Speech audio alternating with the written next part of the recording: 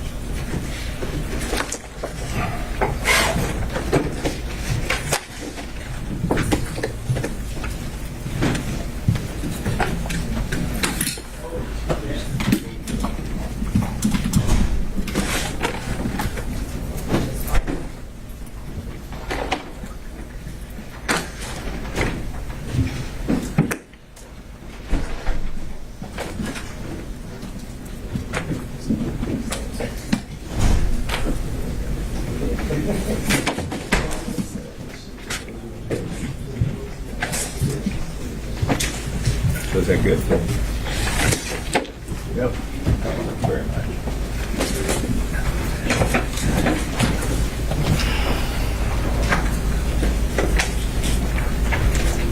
These guys racing are doing their both sides of that.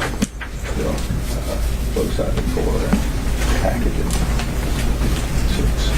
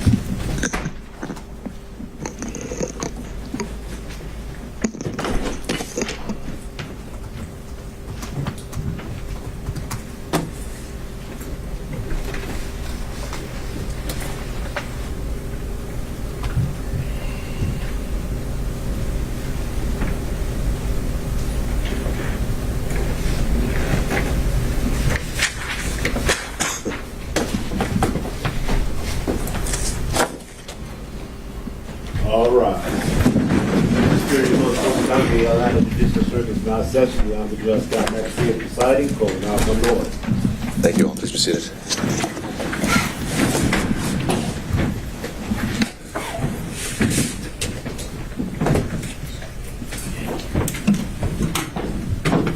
All right, we are back on the record with 23 SC 188947.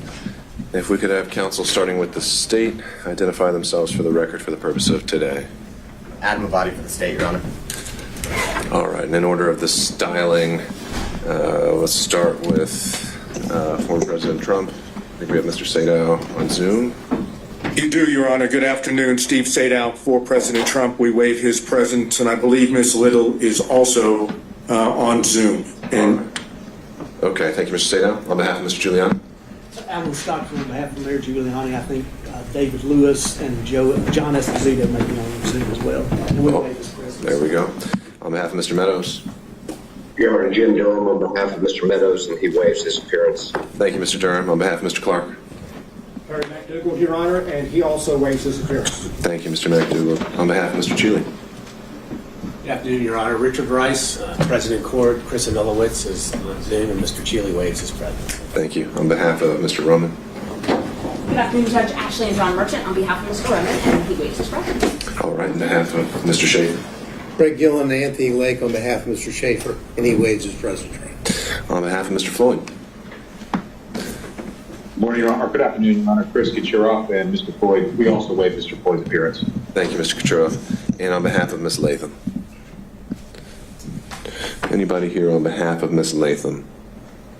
All right, I know before we'd had Mr. Cromwell, and I had not heard anything from him. I don't know if any other parties have as well, but... You know, I believe Mr. Cromwell is in a deposition in South Georgia. That's all I know. All right. There's a Zoom participant, Mr. Cromwell. Looked like he joined. Okay, that's helpful to know. Mr. Cromwell, can you hear us? All right, well, we'll keep an eye on that to see if he does join us, and we'll take it up as it comes. So, just a few preliminaries. First of all, I'm a bit under the weather, so I'll try to speak up, but if anyone can't hear me, just let me know. I'll try to talk close to the microphone.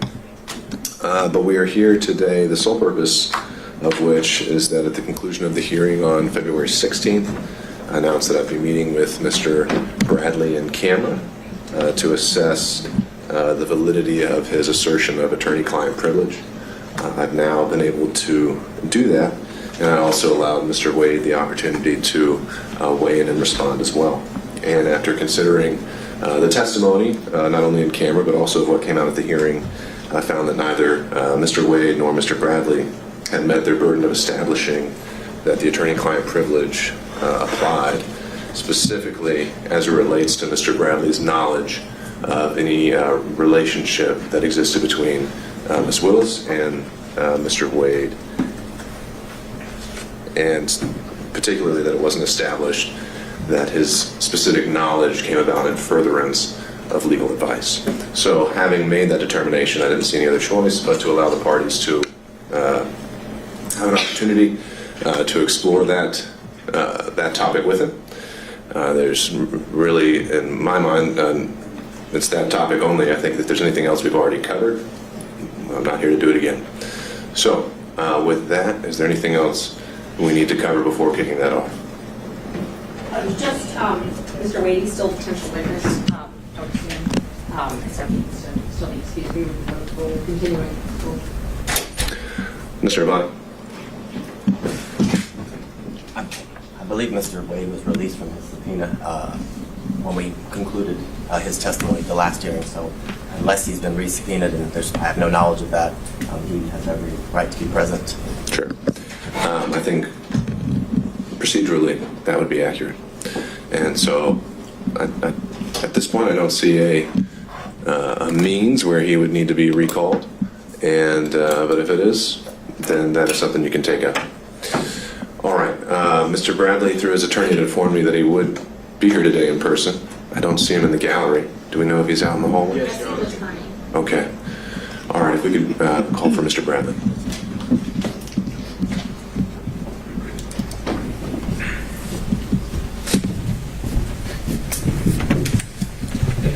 Judge, would it be permissible to sit in the jury box? That's fine. Thank you. All right, Mr. Bradley. Deputy Scott will swear you in again.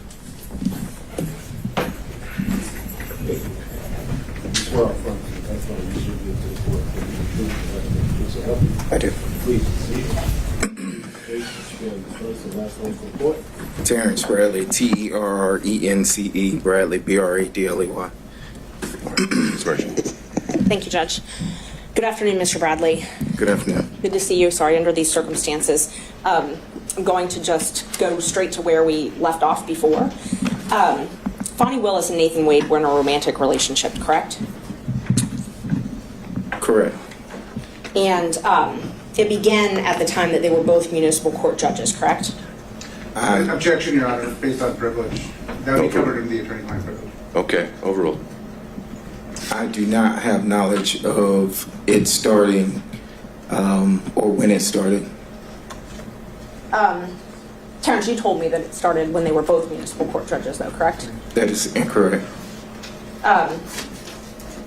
You never confirmed in writing that it was, instead of magistrate court, it was in municipal court judge when they started dating? If you're speaking of the text message, you can go to that text message and you can read that text message, and I will explain the text message to you. But you and I did not have a conversation about when it started. You asked a compound question of magistrate court versus, you said it was magistrate court municipal you said magistrate court conference, I'm sorry. And then you asked another question. I said no, municipal court, nothing else. I'm referring to a different conversation. I asked you, do you think it started before she hired him? And I'm going to object. This was covered in the previous hearing where Mr. Bradley said he had no personal knowledge of the exact text that Ms. Merchant is speaking of and actually used in an attempt to refresh his recollection. And he explained exactly what he's explaining here before the court. So this is repetitive and unnecessary. And so I would object to asked and answered and relevance at this point. Perhaps we'll get there, but I think first Ms. Merchant has the right to draw his attention to the exact, potentially inconsistent statement. Thank you, Judge. May I approach him? So overruled. And this is You may. the text I gave you. So you can see. So I'm going to need your last hearing. And for purposes of the record, I believe Ms. Merchant, you tendered, was it the entire text chain as an exhibit? I only tendered a few of the texts, but I did give the state their courtesy copies last time of the exhibits. Was this one tendered? This one was not tendered. All right. And I'm happy to tender it. We'll just take it as it comes. Whatever you We're need. at, I think we're at 39. I will wait to mark it, but I think we're at 39. May I approach, Judge? You may. Thank you.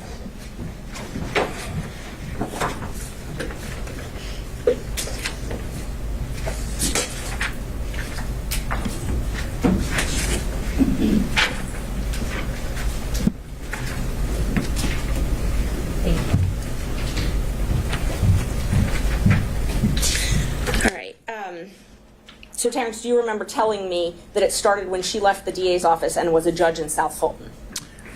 I see the message there, but I don't recall. I do see that message, but I do not recall. You don't recall texting this? I look back at my text messages through that we've had. I see that message, but I do not recall that. No, ma'am. And when I asked you if you thought it started before she hired him, and you responded absolutely. Your Honor, I'm going to object as to the source of the information that Mr. Bradley allegedly gathered this from. There's been absolutely no foundation, and based on the arguments of the last hearing, that a lot of this is based on gossip, innuendo, assumption, and privileged information. And at this point, Ms. Merchant has not provided a foundation as to how Mr. Bradley would have any information that she keeps referring to. All right. I think that's...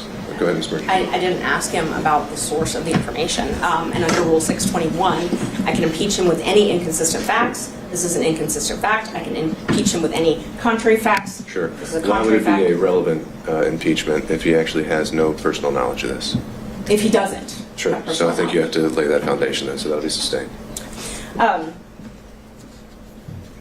Do you remember telling me that it began? Well, that doesn't address the... No, not. I was just asking if you remember telling me as opposed to the text. Sure. Do you remember telling me that it began? Well, no, and then you're going into the substance of it, which we haven't determined whether he actually knows or how he knows.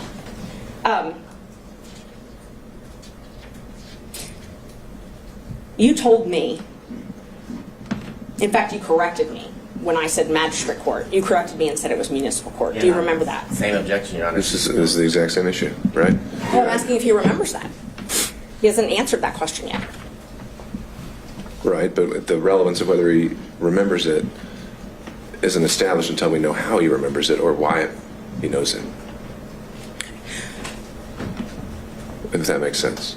I guess not. I'm sorry. How he knows it, I'm just asking if he told me that. Right. So I wasn't asking how he knew that. I wasn't asking the source of that knowledge. I was asking if he told me that. Sure. That was it.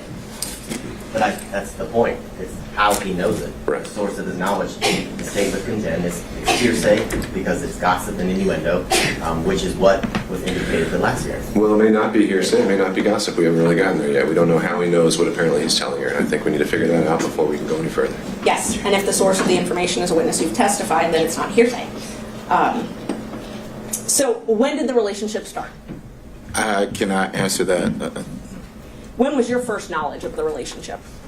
Objection, Your Honor. He's already answered that question multiple times today. He said he has no idea the timeline or when it occurred. That was one of the first questions that Ms. Merchant asked. I didn't ask when. I asked his first knowledge. He testified he has knowledge that they had a relationship. I asked him when he first got knowledge of that. Okay, so if the question is, when did you first get knowledge? I think we can start there. That was the question. Yes. All right. Thank you. When did you first get knowledge of their relationship? I've said over again that I didn't have any personal information where I could personally say when it started. I've said that time and time again. So I don't know when the relationship started. And that wasn't my question. So my question is, when did you first gain knowledge? I didn't ask the source of the knowledge, didn't ask you to comment on the validity of the knowledge. I asked when you first had knowledge. We'll get to the how, Mr. Abadi. So I'll note the objection, overrule it. You can answer that. Just for the record, and I appreciate your honesty, but he said he has no personal knowledge, so it's clear he had to gain the knowledge, not from hearsay. He could have gained it from Sure. Mr. Wade. Well, I mean, most of us learn things from hearsay. The question of whether it's admissible, right? And that's what we've got to get to. So, I apologize. When did you first get knowledge? I'm not qualifying what type of knowledge. I'm just asking when you first knew about the relationship. I don't know how to answer that. I mean, so I can't give you a date if you're asking for a date. If you're asking me, how did I get the knowledge? It would have come directly from my client. Right. So help me understand. I think you say you can't answer that question. You don't know the date. So that's the answer to the question. But I said that 5 minutes ago. We have to make it clear. Yes, sir. Next question, Ms. Merchant. So you don't know the specific date? No. Do you know can we narrow down the timeline? Did you gain knowledge in 2019 of this relationship beginning? I'm going to object to this line of questioning as he said he does not know when he gained knowledge. He doesn't know the specific That's date. fine, Ms. Merchant. I think I'm overruling that. I think we can try to see if he can narrow it down based on goalposts. Thank you. 19, I would probably say no. I mean, I don't have anything that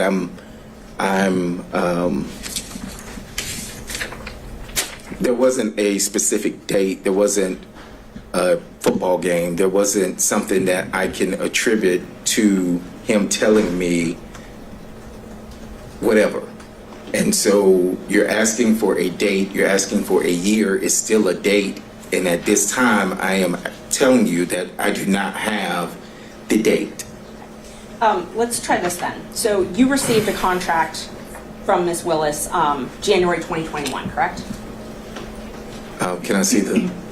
Yes, I think so. Exhibits are, I think, okay. I think if it was from the exhibits, I think it was 21, yes. And I don't want to belabor the point, but you did those Yes. when you were here before. Yes. If those documents that you looked at last time Yes, said January 2022, that's, okay. 21. I'm sorry, 21, you're right, thank And you. it was, I think, renewed in 22. It was, yes. So the contract date was, that we have in the record is January 25th, 2022.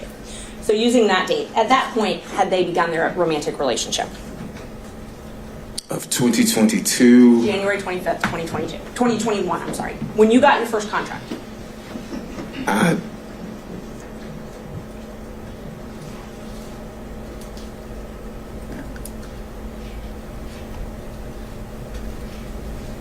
don't recall. I don't recall any specific dates. No, ma'am. You remember when you got that contract, though, correct? I remember I had the contract, yes. Okay. And you told us last week, or I guess it was the week before now, you told us that Mr. Wade brought you that contract, essentially told you about that contract. That is correct. So Ms. Willis is not the one that brought that contract to you directly, it was Mr. Wade. That is correct. At that point in time, they were already engaged in a relationship, though, I'm correct? going to object, Your I Honor. can't say that. Characterization of what Mr. Bradley just said. He just said he does not remember. There's nothing specific. He doesn't remember the exact date. I think the question now is to reference it or tie it to maybe some other event that he might remember. I agree with Your Honor. She asked that specific question. He said he does not remember any specific dates after signing the contract. That's exactly what he just said. This is asked and answered. I know, and we're getting to the end of it. So, Ms. Merchant, you don't have much more to pull on here, but he answered that last question, so what's your next one? And Judge, I didn't hear the answer if they were in a relationship January 25th, 2021. Mr. Bradley, do you recall the question? I recall the question, and I can't tell you accurately whether or not they were in a relationship at the time. You asked me about him bringing me a contract. I said he did bring me a contract, and that is accurate. Do you remember knowing Ms. Willis prior to her taking office as the DA? I had very little contact with Ms. Willis. I knew her through my business of coming down to Fulton, if that's what you're asking. Yes. You knew her through the business. So you had met her prior to your contract? I'm going to object to relevance at this point as to why we're here today. Sure. Judge, he doesn't remember much of anything right now, and so I'm trying to create a timeline to hopefully piece this together. All right, well, I'm not seeing really the likelihood that that's going to have any success. I'll let you ask a few more questions, but if he doesn't have a date, then I don't know that you're going to be able to create one today. Okay, thank you.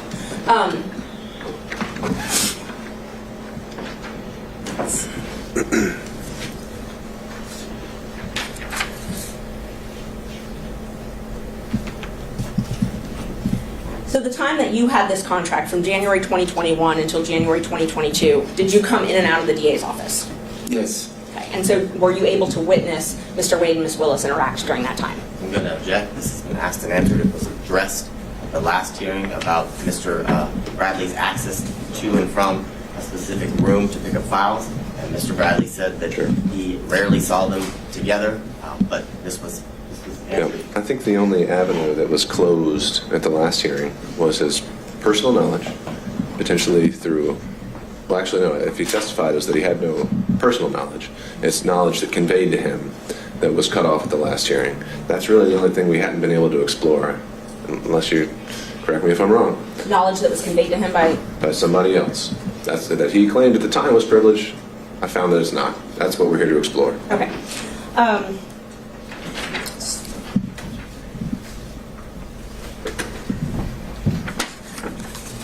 Do you remember telling me that not many people knew where they met?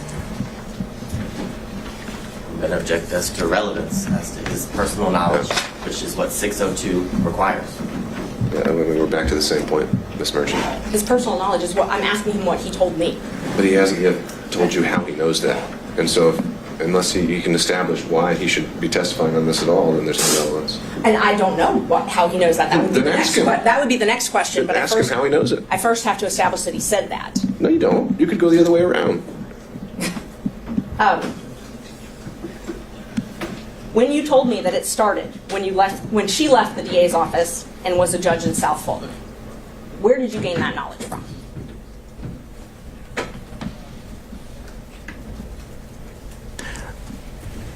Well, I'm going to object because his testimony a few minutes ago is that he did not recall making that statement. All right, I'll overrule that. Mr. Bradley, answer the question if you can. Repeat the question.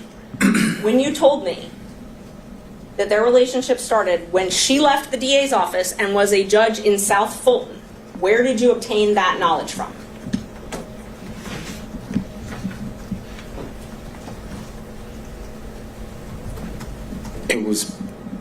I was speculating.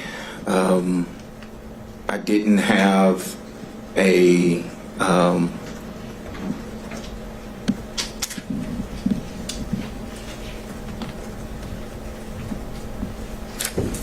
no one told me I was speculating.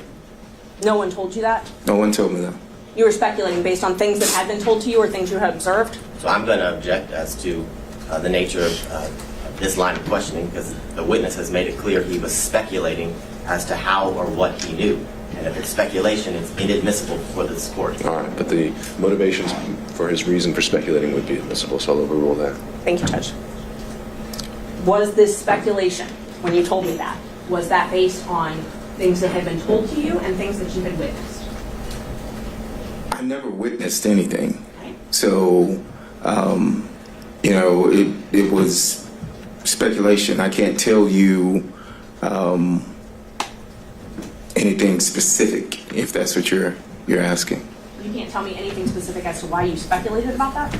No, this was however many years ago. I mean, I don't recall, but no, I don't. Did you have any reason to lie?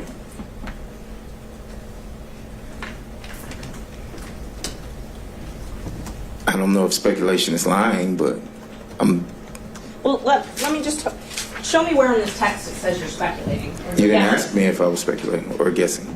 I didn't ask you, but tell me if it says anywhere here that No, this is it didn't. speculation. If this is the same one that you just showed me, it does not. And you're welcome if you need to look at your text. Is there anywhere in here that indicates that you didn't have knowledge of this relationship? And I'm going to object. The line of questioning Your Honor directed counsel to explore is where he got the knowledge. He's explored that. He said it's speculation, and he didn't get it from any source other than his own speculation. Sure, So I think we're flushing that out, and I think it's her right to have a little leeway on this if he's an adverse witness. Thank you, Judge. And Judge, these speaking objections are clearly coaching the witness because he's regurgitating. Your Honor, I object and take offense to that comment. I'm objecting based on the law, and I'm making a record for the court. So I take offense to that comment. It's not the case. All right, well, I think we can start with objection, the grounds, and the rule number, and then if I need more, I'll ask. Thank you. All right. Thank you. What did Nathan tell you about the relationship? Objection, hearsay. Nathan has testified. It's not Yeah. hearsay. It's still hearsay. It's an out-of-court statement being brought in, the truth of the matter asserted. So hearsay. Judge. Yeah, this would be for impeachment by contradiction, which would be an exception to the hearsay rule, and admissible as substantive evidence, and the privilege issues are overruled. Thank you, Judge. Well, I think you just overruled the privilege objection, but we don't know when he's talking about. So we've already established that December 2018 was the date of the privilege. Sure, and that's something I covered in the in-camera hearing, and based on what he told me in that in-camera hearing, I don't believe any statements to this effect were covered by privilege. And Judge, I just want for the record, because sometimes the record doesn't reflect where people are looking, and that when I ask a question, Mr. Bradley is looking at Mr. Wade and his lawyer to wait for them to object, and they're clearly interacting somehow in the court. So I just want the record to reflect that because it wouldn't otherwise. It's there now. Thank you. A question was put to you, Mr. Bradley. Judge, one of my lawyers is sitting right in the back. We That's don't have to behind. go down that rabbit hole. You can look wherever you want. Yeah, and I've never looked at Mr. Wade or his attorneys. That sounds God's truth. All right. Mr. Bradley, question was put to you. Repeat the question, please. Yes. So I showed you, or I asked you, I'm sorry, the last question I asked you was, what did Nathan Wade tell you about the relationship? Same objection, Your Honor. And that's already been ruled upon.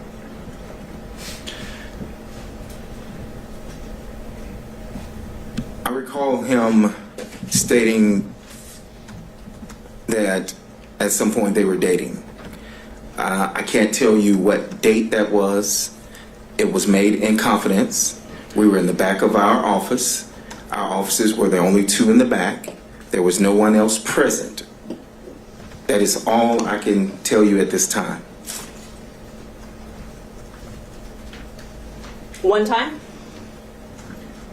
One time. You only had a conversation with him one time about the relationship? Objection, asked and answered. No, I think that's clarify for their own sitting cross. Ms. Merchant. I do not recall any other time that he mentioned that they were in a relationship. No. You may not. Okay. So you talked about this one time, and you said you don't know when it was, though, correct? That is correct. Was it before Mr. Wade, before you got the contract in Fulton County? Let's start with that. I do not recall. Okay. And how did it come up? Say again? How did it come up? I do not recall how it came up. It was in the back. I know where it occurred. In our offices in the back. I can't tell you what we were discussing prior to that. Okay. Did you receive an email from me on January 6th with a motion attached? I think I did, yes. Yes, I know I received I don't know if the date is January 6th, but yes, I received that. Okay. Yes. So you remember receiving that? Yes. The date, okay. And you reviewed it, and then you and I spoke about it? You recall that?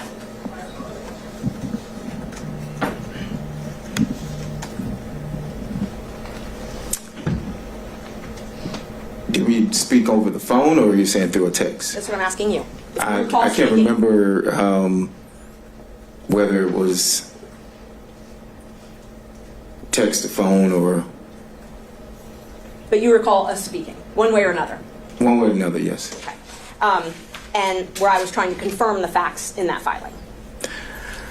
I think I remember there was a line of about the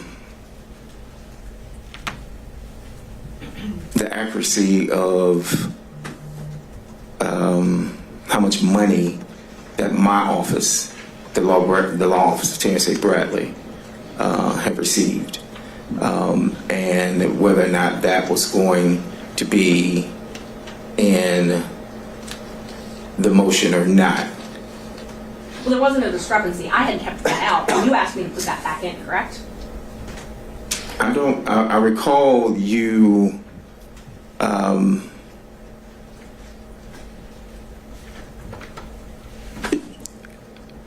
that may be accurate, yes.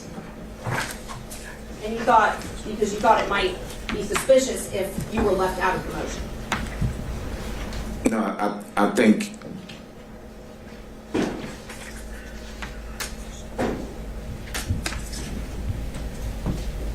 we discussed that it should reflect the accuracy, because the accuracy was that I received, I had a contract and received $74,000. And I think you had put in there that Mr. Campbell had received a certain amount, and then you also had put in there that Mr. Wade had received a certain amount. But there was not anything in there originally, and I said that it needed to be accurate. I needed to be accurate as far as that I had received $74,000. Right. That's correct. Because you did not want anyone knowing that you had talked to me. I'm going to object this for relevance. You bias. Overruled. I wanted you to be accurate as far as the accuracy of our message or your filing. Okay, so that was your interest was in accuracy of the filing. I didn't reach out to you and say, send me a copy of your motion. Right. I didn't reach out to you to say that I'm going to be in your motion. Right. I asked you to review it for accuracy. For accuracy, and I just stated that it was inaccurate. And the inaccuracy that you pointed out was the thing about your salary, or how much you had made.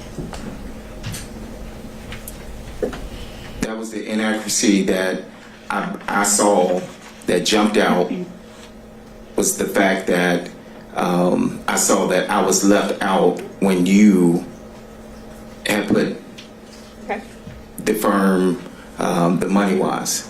I did not, when I responded to that, it was for that specific reason. Okay. And I agreed I would put that back in, that section back in, and I Correct. I did put it back in, and I sent it to you again. I don't recall getting a second email from you now.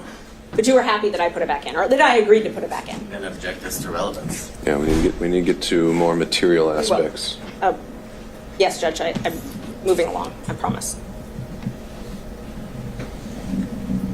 So you did ask me to put that back in. Well, Asked and answered relevance.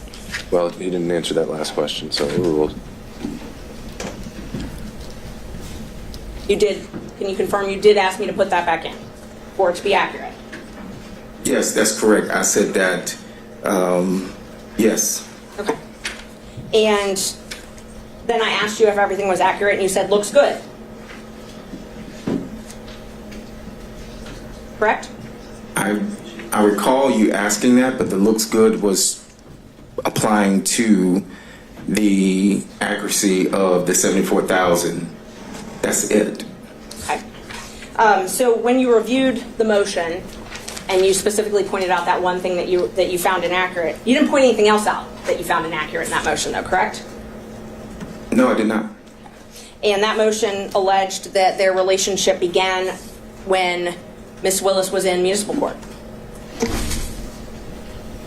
If I could reread the motion, but I don't recall. But if that's what it says, but I did my saying that it looks good was when you put back in the 74,000 into your motion. Okay, and that wasn't what I was asking. What I was asking is, you didn't tell me that there was anything else inaccurate in the motion, though, right? But I didn't state that anything was accurate, other than the 74,000. Now, when I told you that I had this motion that I was preparing, you asked me to send a rough draft. No, that's incorrect. May I approach, Judge? You may. Which page are you showing? They're not page numbered. It's January 6th. Yeah, of course. I can show you just all the text.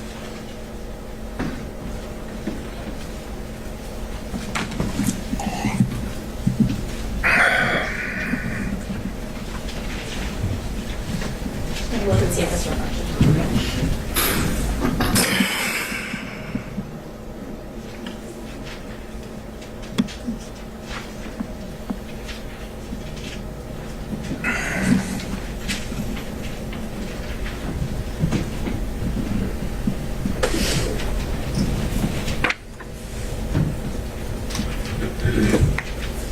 So, we had been talking and you asked me to send you a rough draft and I told you, okay, but I didn't want it to be leaked before I filed it. Right? That is correct. That is correct. So you're the one that asked me to send a rough draft.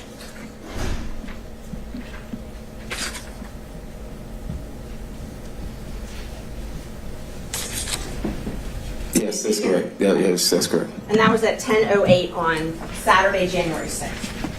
And then you got an email from me with that rough draft at 10:25 that same day, correct? Yes. If you need to look at it, I can. If it says 10:25, then I know you sent me an email.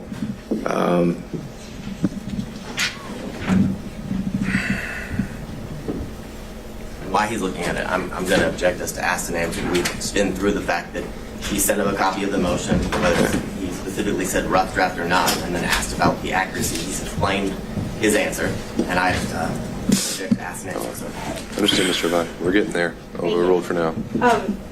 And then I responded when we were talking about that footnote that we were just talking about. I said I took it out, but I can add it back. And you said yes, add it back. You remember that? I answered that yes. And then I said anything else, anything that isn't accurate, and you responded looks good. You recall that? Let me see the. Of course. And there, I don't know where the exhibits are that were admitted.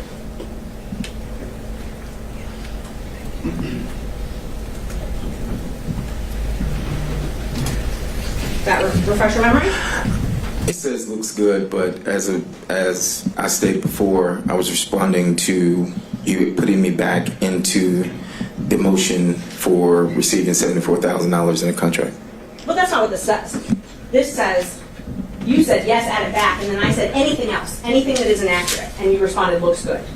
So you weren't responding to put it back in. Your Honor, I'm going to object. This is not his motion. He wasn't the affiant of the motion or verified the contract. Overruled, Mr. Vine. I'm just talking about his personal knowledge, Judge. I've Said he had said no personal knowledge. twice. Overruled, Mr. Rabbani. I've said twice that the looks accurate was, or I've said more than twice, was for the 74,000.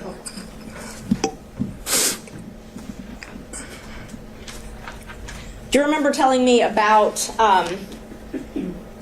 Nathan and Fani coming to your office and spending time together at your office? No, I mentioned, I do recall testifying on the 16th that she had come to our office. And that was before she was elected as district attorney, correct? I recall that that was when she was district attorney. Because I said that there was a meeting held at my office. And who was at that meeting? Now, I can't tell you that. I don't recall. But you know Miss Willis was there, Mr. Wade was there. It was at our office. Actually, Miss Willis was there, and there were other people there. Mr. Wade was not in that meeting. He was in the back. I wasn't even in that meeting. Why did she hold it at your office then? I have no idea. You also remember telling me about them spending time together at her law office before she took her job.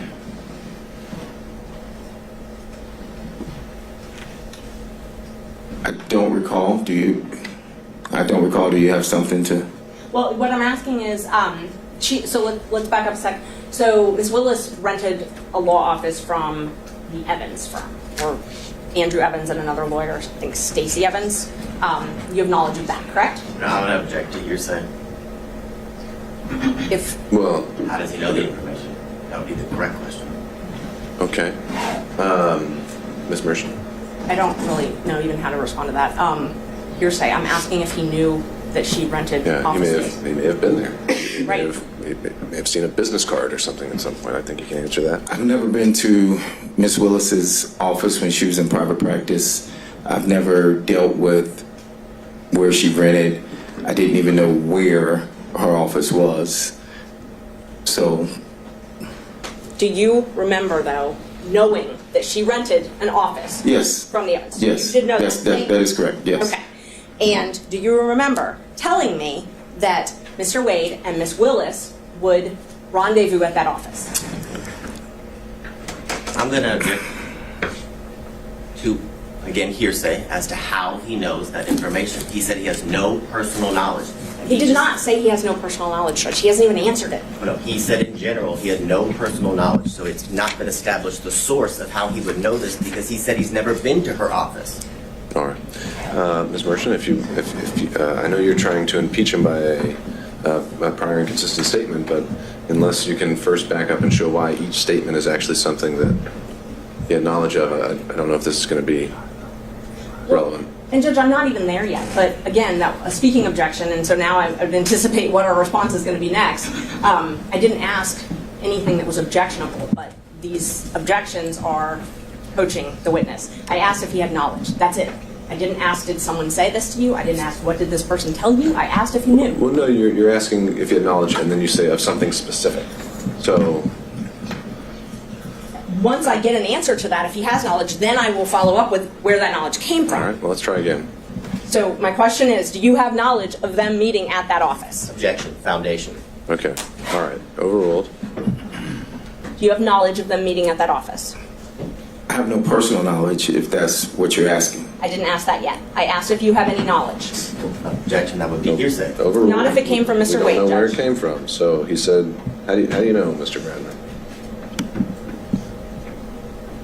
How do you know? Any knowledge that I would have received would have come from my client at the time. Okay, so you had knowledge of this place that Miss Willis worked. What did you know about them meeting at that office? Objection, hearsay. It's not hearsay, Overruled. Judge. Wouldn't it be how he knows it, and then you ask the next question. All right, he's already asked the next question. Can you repeat the question? Yes. How do you have knowledge? What knowledge did, well, you just told us. You told us Mr. Wade told you. So tell us what Mr. Wade told you about Miss Willis and Mr. Wade meeting at the Evans office.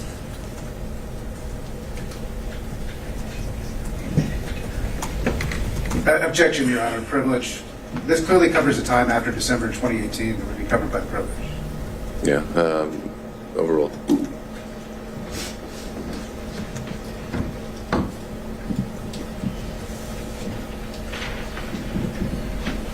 You recall the question, Mr. Bradley? I do not. You re-asked the question, Ms. Merchant. What did you learn from Mr. Wade? I was clarified that's where you learned it from. About Mr. Wade and Ms. Willis meeting at the Evans office together.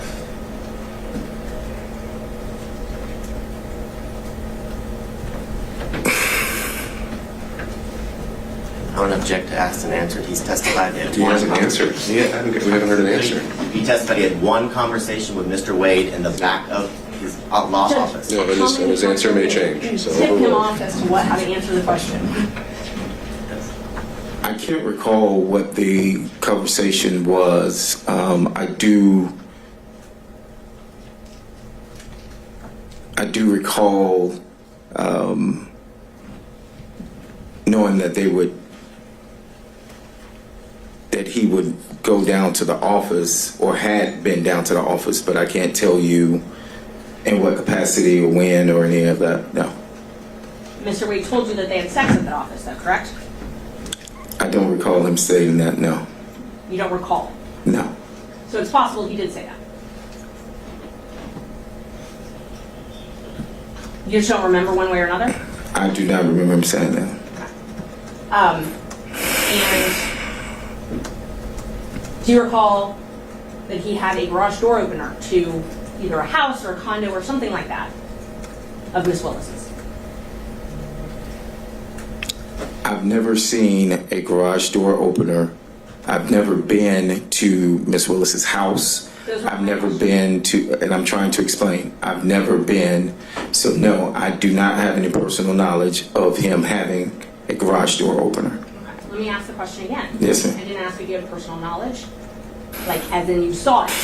Do you have any knowledge at all from Mr. Wade or any source that he had a garage door opener to access one of Miss Willis's residence? And I'll object to any source as to hearsay.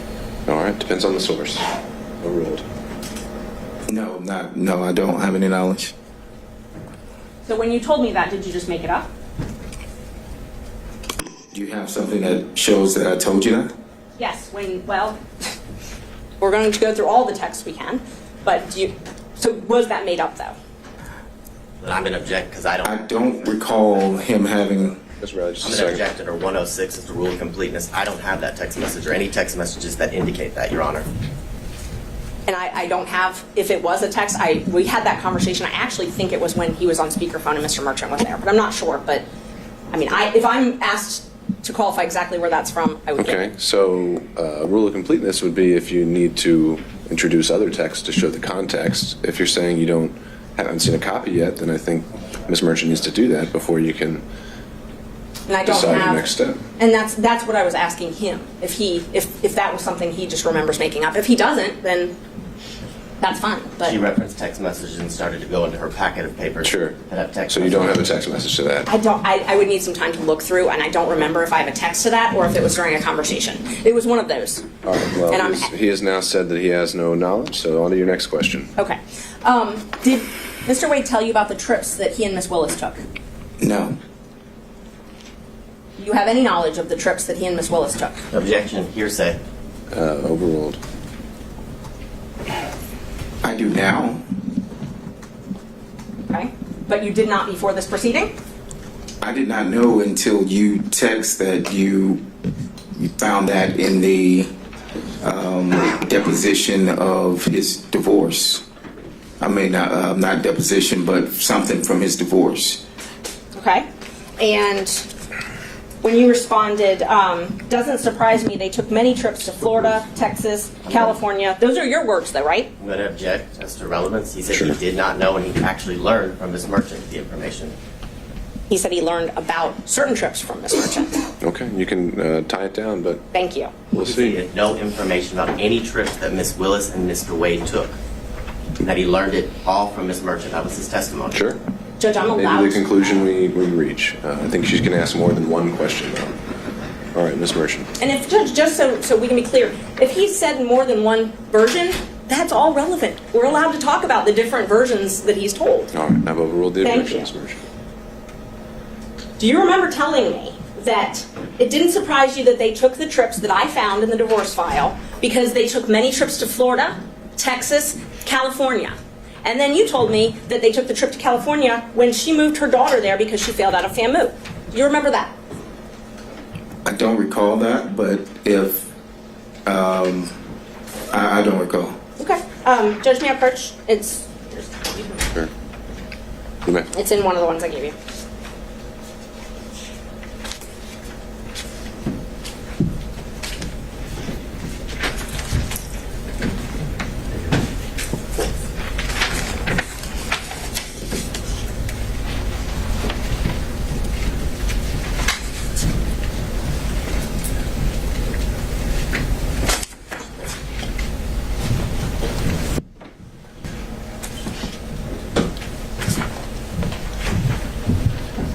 Look at that. Let me know if it refreshes your memory.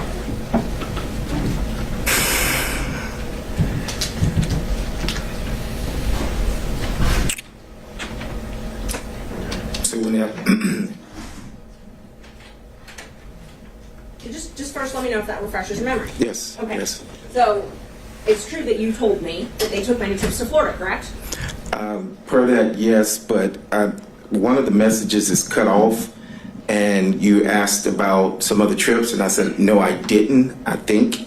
And that was specific to, at the top of that, it says, no, I didn't. Yes. And so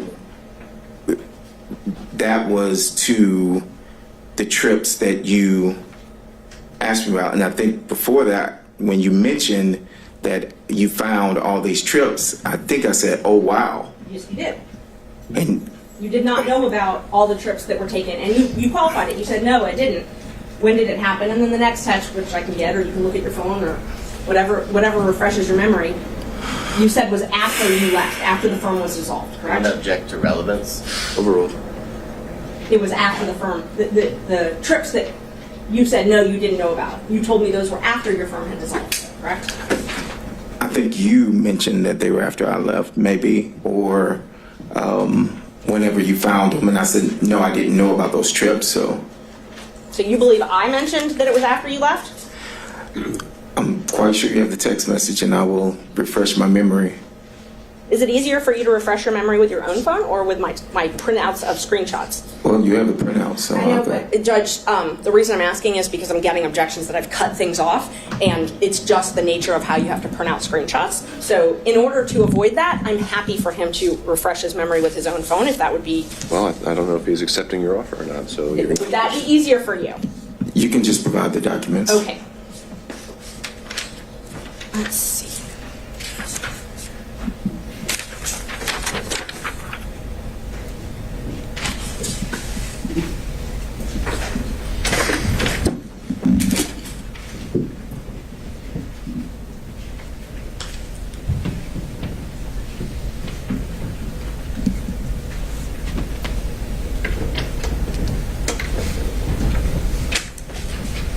Can I have some water, Judge, please? Yeah, let me see what we can do.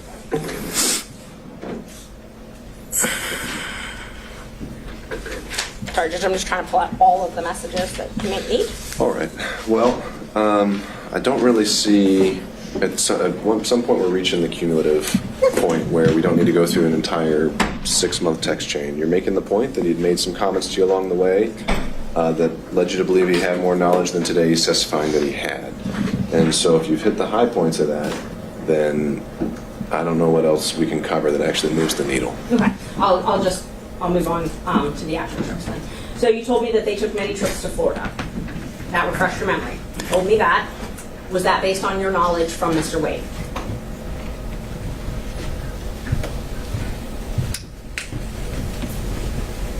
That would have been based on anything that my client would have told me. I didn't have personal knowledge of whether they went or not.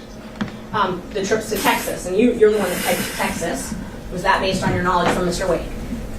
It would have been something that came from the client. I cannot tell you that I have any personal knowledge of any trip other than what would have been said by the client. obviously, and I'm not asking if you went on these trips, I'm asking if you have knowledge from Mr. Wade. You also typed California. Was that something that you gained from knowledge from Mr. Wade? It would have been from the client at this particular point. Yes, it would have been from the client. And when you told me that the trip to California was to move her daughter out there, would that have been something you gained from Mr. Wade? Thank you, Judge. Any knowledge that I have of any trip would have come from my client at the time.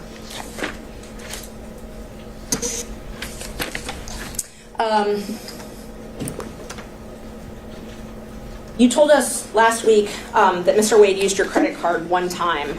Do you know when that was? I do not. The relevance of why we're here today. Well, I think this would be impeachment of Mr. Wade's testimony. Mr. Wade testified that he had never used anyone else's credit card before. I object to asked and answered because it was covered during the last year where he acknowledged that Mr. Wade used his credit card. But I asked when. Just when? Okay. I didn't ask, did he? I asked, when did he? Let's go there. I do not have any dates of when Mr. Wade used my credit card. I testified that we used the card for business, and that throughout the business we would order paper or supplies or filing of depositions. The cost factor of cases is what I said, and that still applies today.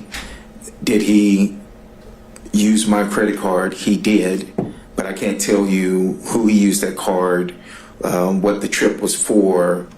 I can't even tell you at this time where he went. But he used it for a trip. Yeah, it was for a trip, but I can't tell you where, when, why, or anything to that nature. Correct. And he paid you back in cash. I never testified that he paid me back in cash. I said that he would either pay me back, I said I can remember. I do not recall. Sometimes he would write checks. Sometimes he would pay cash. And that still applies today, that I do not recall him paying me back cash, but I do recall him paying me back. And this was when you were still, before your partnership split up, correct? It would have been before I left the firm, yes. He wouldn't have used my card after I left the firm. Okay. So we can at least narrow down the dates to that. Before I left the firm, yes. Okay, great. And Mr. Wade gave you details about meeting Miss Willis in Hateville or East Point, as it was called. That's incorrect. He did not tell you about that. He didn't give me details. He did not tell you about meeting with Miss Willis at an East Point or Hateville apartment?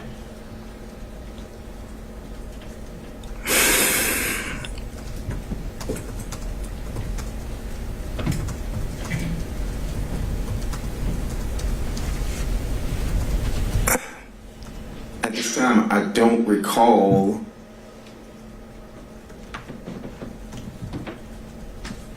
No, I don't recall.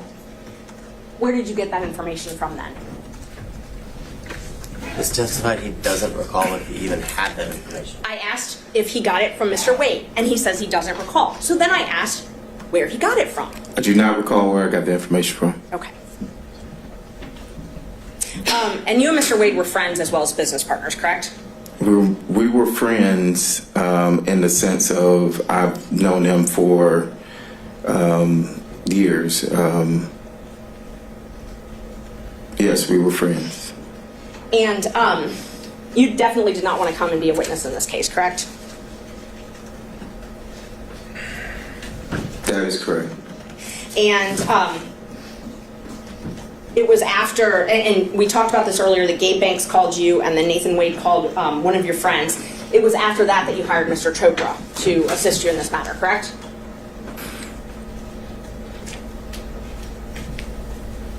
Was it after that?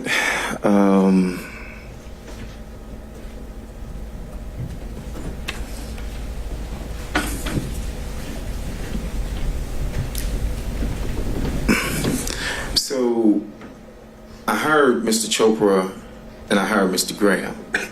Now, Mr. Graham is here, and when I received the subpoena Mr. Graham was here at the last hearing, but he also had to go out of town, but he was present. Mr. Graham, I called, and I had started getting calls from media, and I told him to respond to the media, I think, and that was somewhere around whenever you subpoenaed me. So it was, I can't tell you that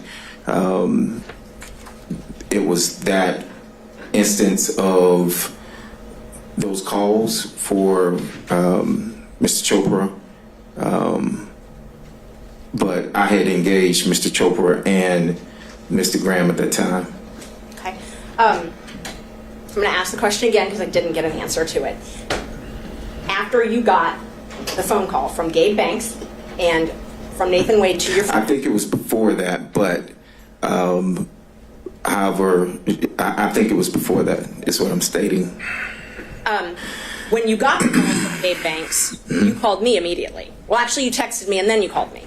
I didn't call you immediately, but yes, we did speak. Okay. And you texted me about it as well. That is correct.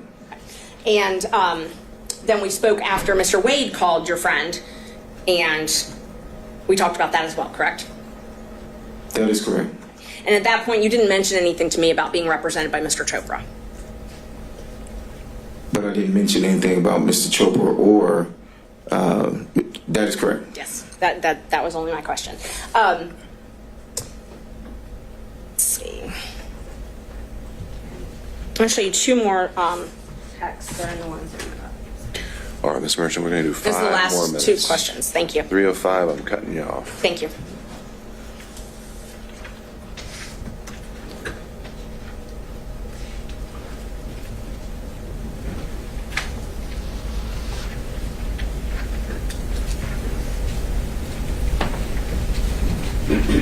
May I approach? I'm going to show you a couple texts to refresh your memory, and then I'll ask you.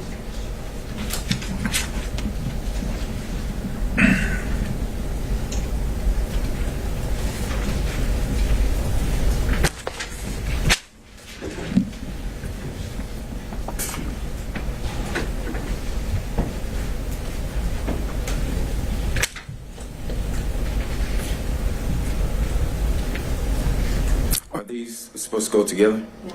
Oh, these are two Completely separate different dates? Completely different dates. Okay, all right.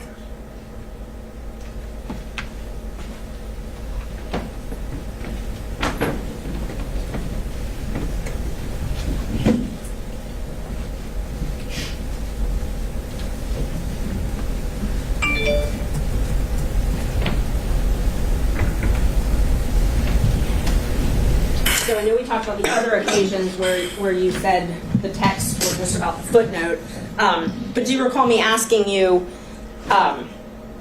do you think it started before she hired him? And you said absolutely. You recall that?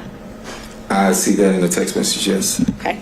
And do you also recall me asking you how they would react if they would attack me? And you said no, they will deny it.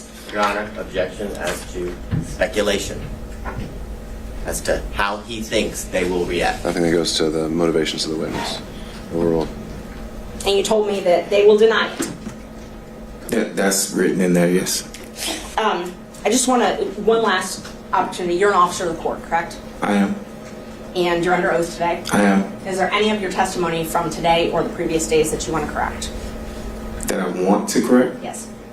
No, I've told you everything that I've answered everything that you asked. Thank you. Oh, Judge, just so co-counsel and the state can have them, just for the record, I can admit those two that I took. Well, they weren't ever tendered. And So it's just for. I didn't know if they wanted Right. to use them, but I'll hold on to them. If they need to be tendered at some point, then we can make them part of the record. All right. Let me turn over to Mr. Sadow, if you're with us on Zoom. Thank you, Your Honor. I do have a few questions. First thing I'd like to know is whether the court reporter has defense exhibits 26 and 27 from the last. We have a different court reporter this time. We had to have someone else fill in on such short notice, but I can potentially send those to you if you need them. Well, I think I have working copies, but I want to make sure that the witness has a copy to look at. All right. We can try to work through that logistical challenge. This is, you said 26 and 27? I believe that's correct. And 26, I think, is the same text messages that Ms. Merchant was just asking me about. It was 2 pages. I stapled it together, and it is dated January the 5th of this year. All right. I can print off a copy now, but why don't we start off with the questions that you have? Okay, because that's where I'm going to start, but I'll see what I can do to work through it. Here, I'll email them to you.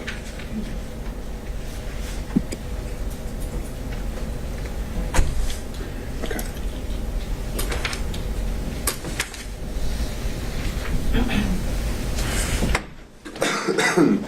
All right, Mr. Sadow, why don't we start with your question, then we'll see if you actually need to get a copy of those exhibits from the witness. All right. Mr. Bradley? Yes, I'm here. All of a sudden, I've lost you on the screen. There we go. Well, you're on the Zoom. You're on YouTube, but you're not on the Zoom itself. But not that I can see. I'm here. I can hear you. No, I know. I think his visuals may be a little different, so hold tight, Mr. Sadow. We could try to correct that. So that Yeah, he was on. He was on when Ms. Merchant was asking questions. We need to add. We need to add a spotlight to to the witness stand and a spotlight to Mr. Sadow, and we don't need all the other boxes. There we go. Thank you very much. Well, then hold tight, Mr. Sadow. We need to add you as well.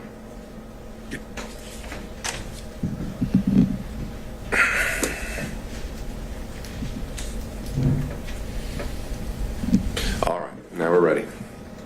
Thank you, sir. Mr. Bradley, you have referred to Mr. Wade as your client, correct? Correct. You understand that the court has ruled that communications that you had with Mr. Wade are not privileged, correct? No, I'm aware that the court ruled that one specific dealing with the time frame of one specific conversation wasn't privileged.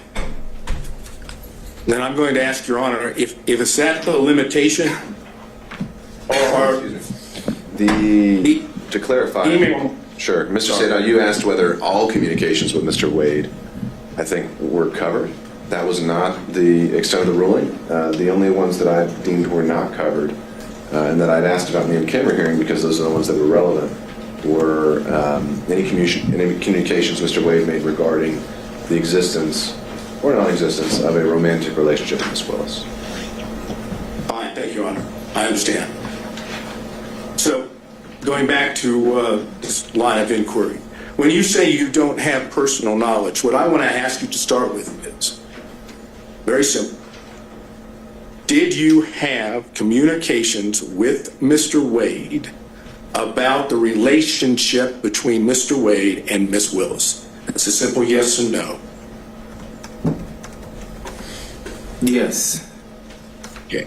And is it your testimony that during the time you were representing him, which I understood started sometime in 2018, is that correct? That's the time frame that I remember, yes. Is it your testimony under oath that with regard to conversations with Mr. Wade about his relationship with Ms. Willis, that you only had one such conversation during the time you represented Mr. Wade? One conversation of what? I apologize. The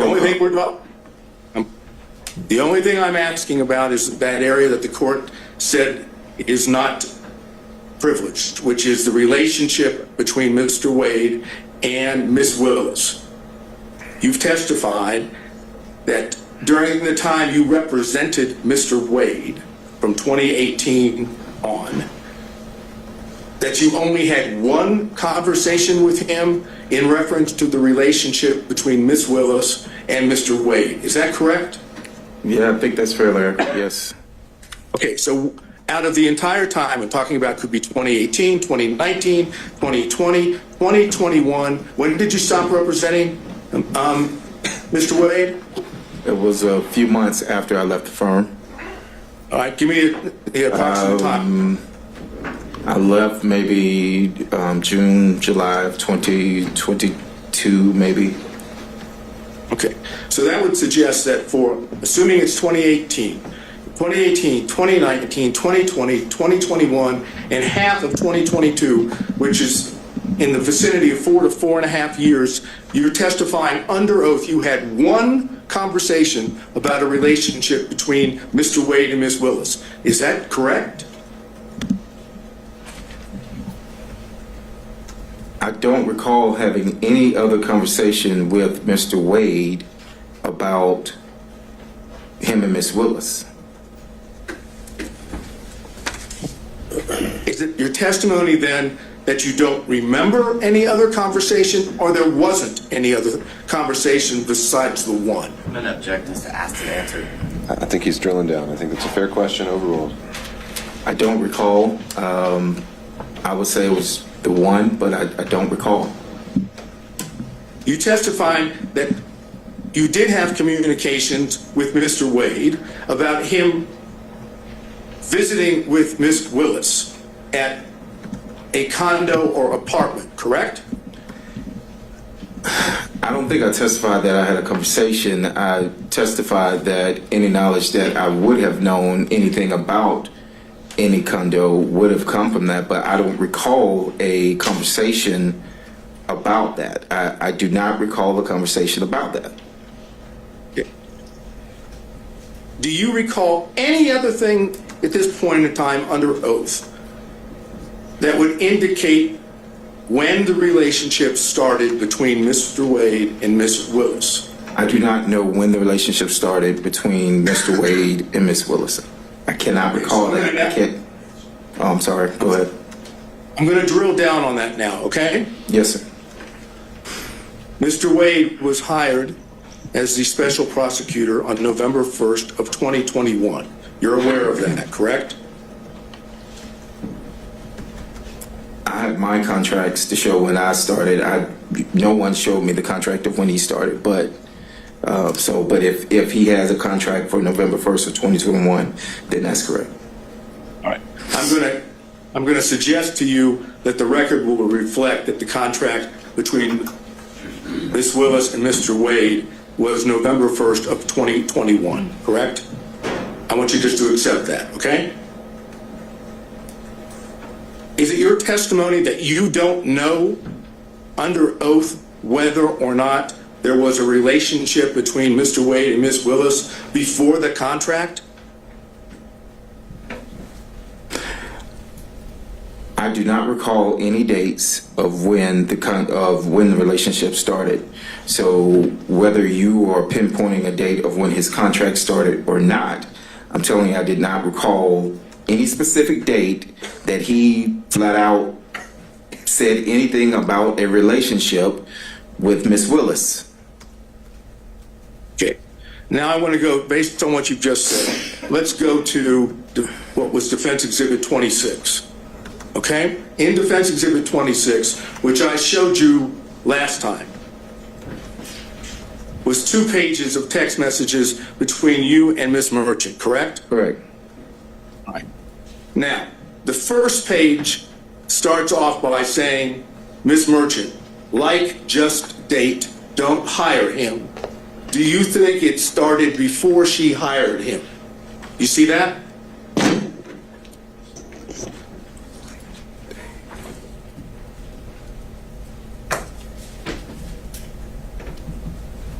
Yes, I see it, yes. And your response to that was absolutely, correct? I'm going to object, ask and answer in cumulative. All right. So, Mr. Sadow, I do think we went through a lot of these texts. We didn't go through this whole one. Just a second, Mr. Sadow. All right. I'm sorry, Mr. Sadow. You said we didn't go through this particular one? No, we stopped right there. I want to go. I answered because this is the exact language that she just stated a few minutes ago. You could read it back. Okay, Mr. In the Sadow. record. Are you saying both of these two exhibits weren't already covered by Ms. Merchant? It was not gone, this particular language was not gone into. I'm doing it based on the exhibit itself. Well, let's do it this way. I now move into evidence defense exhibit number 26. All right, and I'd have to search through my notes, but does anyone recall that one actually been tendered and admitted already? It was. No, it was only presented to Your Honor for you to take back into camera ex parte to speak with Mr. Bradley and his counsel. Okay. Ms. Merchant is indicating that it was admitted. I thought Mr. Sadow admitted it, but I'm organizing, putting them back in order. So I think it might be easier if I just admit the copies. So that's what we're all referring to. All right, so defense exhibit 26 and 27 are being tendered. Well, actually, only 26 at this time. Okay, defense exhibit 6, any objection from the state? 26. 26.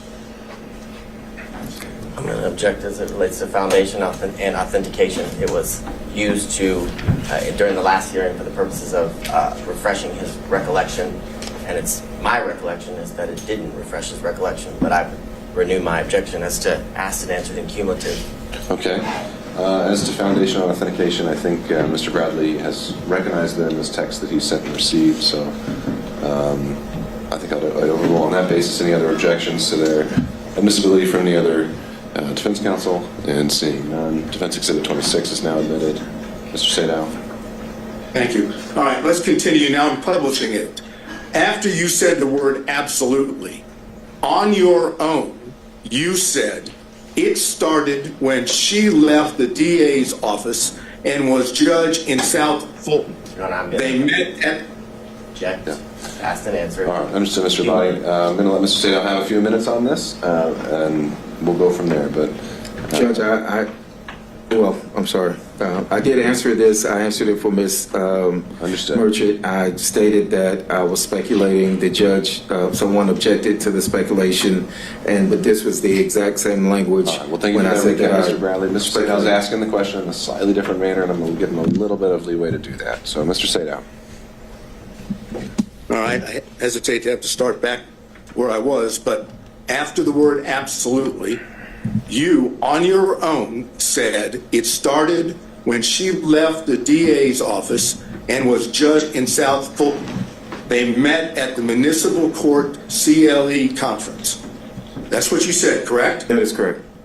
Now, it's your testimony, at least so far, that when you, on your own, gave those two statements in the text, that you were merely speculating and did not have that knowledge from Mr. Wade. Is that your testimony under oath? Yes, that's what I testified to. Yes, sir. So you on your own came up with the whole notion that it started when she left the DA's office and was judge in South Fulton. That's, according to you, that's speculation on your part, correct? Overruled. Answer the question, Mr. Bradley. Yes, that's speculation on my part, yes. Right. It had nothing to do with what Mr. Wade had told you, correct? I answered your question. I was speculating to the answer. That is correct. So maybe you can tell the court, in your own words, why in the heck would you speculate in this text message and say that it started when she left the DA's office and was a judge in South Fulton? Why would you speculate and say that in a text?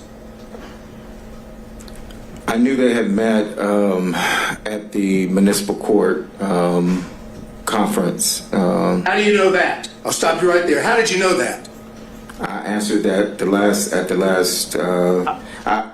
knew that. You now. I knew that Sir, because I'm asking you questions, and you are in a situation where you get to give answers. Mm-hmm. I'm asking you, how did you know that? How did I know when they met? Somebody told you that, right? When they met? Yeah. Yes, correct. Who told you? Mr. Wade told me when they met. So you had more than one conversation about the relationship between Mr. Wade and Ms. Willis because he told you where he met her. That's correct? incorrect. Incorrect. It's incorrect. It's incorrect. Okay. Let's go back to the exhibit. Why would you speculate that that's when they started the relationship? What would cause you to put that down as speculation?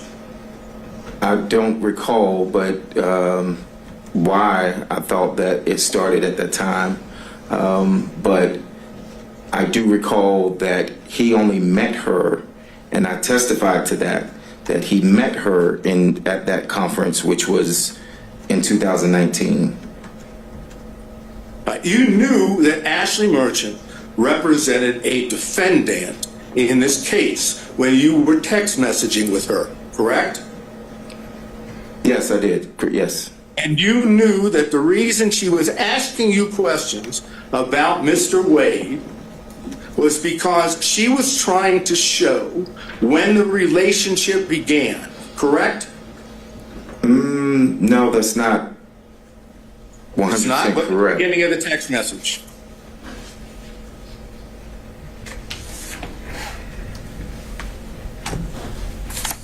Yes, but what messages were before this message, before she sent that? I can't answer that question because I don't have them. All I have is what's in front of you. Yes. And it says that she says, do you think it started before she hired me? So you knew, as the counsel for a defendant in this case, that Ms. Merchant was asking you specifically about the knowledge that you had regarding the timing of the relationship between Wade and Ms. Willis, correct? I mean, based on this, yes, I see what was asked. And in response to that, you answered directly on your own what you now claim to be speculation, right? That's correct. So I ask you one more time before I move to the next part of this. Why would you speculate when she was asking you a direct question about when the relationship started? I have no answer for that.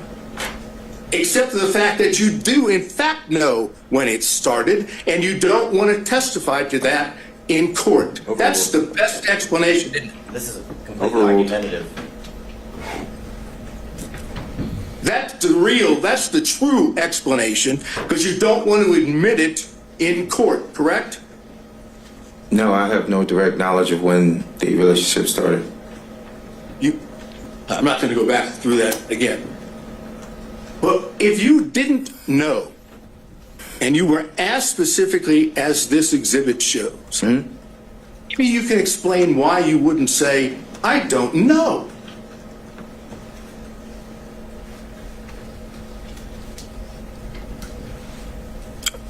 Is that a question? You're asking me a question to answer? Definite question. State that again, I apologize. If you're being asked, as we've just gone through with this text message from Ms. Merchant, yes, as the attorney for a co-defendant, yes, and she's asking you about the relationship, and she's clearly asking you about the timing, why wouldn't you just have said in response, I don't know when it started? I don't know why I didn't say I don't know. Maybe, again, it's because you know what the truth is, and that's why you answered exactly the way you did in Defense Exhibit 26, correct? No, I can't sit here and tell you that what you just stated was correct. Right. What you want the court to believe, and you want the rest of us to believe, is that for some unknown reason, upon being asked a direct question about when the relationship started, you decided on your own to simply speculate and put it down in a text message as opposed to putting down what you actually knew. That's what you want the court to believe, correct? That was a lot. So can you break that down? I apologize. You're asking me, do I want the court to believe that instead of saying nothing, you decided on your own to speculate Yes, I speculated. Yes, I've stated that I speculated. Yes, sir. That's what you want the court to believe, correct? That's correct. Okay, now, then when you go to the next page of that, okay, you see it starts, the best that I can see, it starts in South Fulton. Is that what you have in front of you? Second page.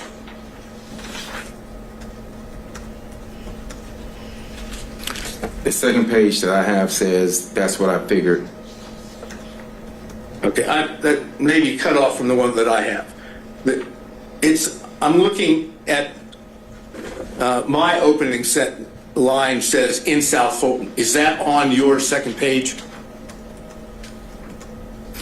No. So if you're going in order of the pages, no, neither page starts with South Fulton.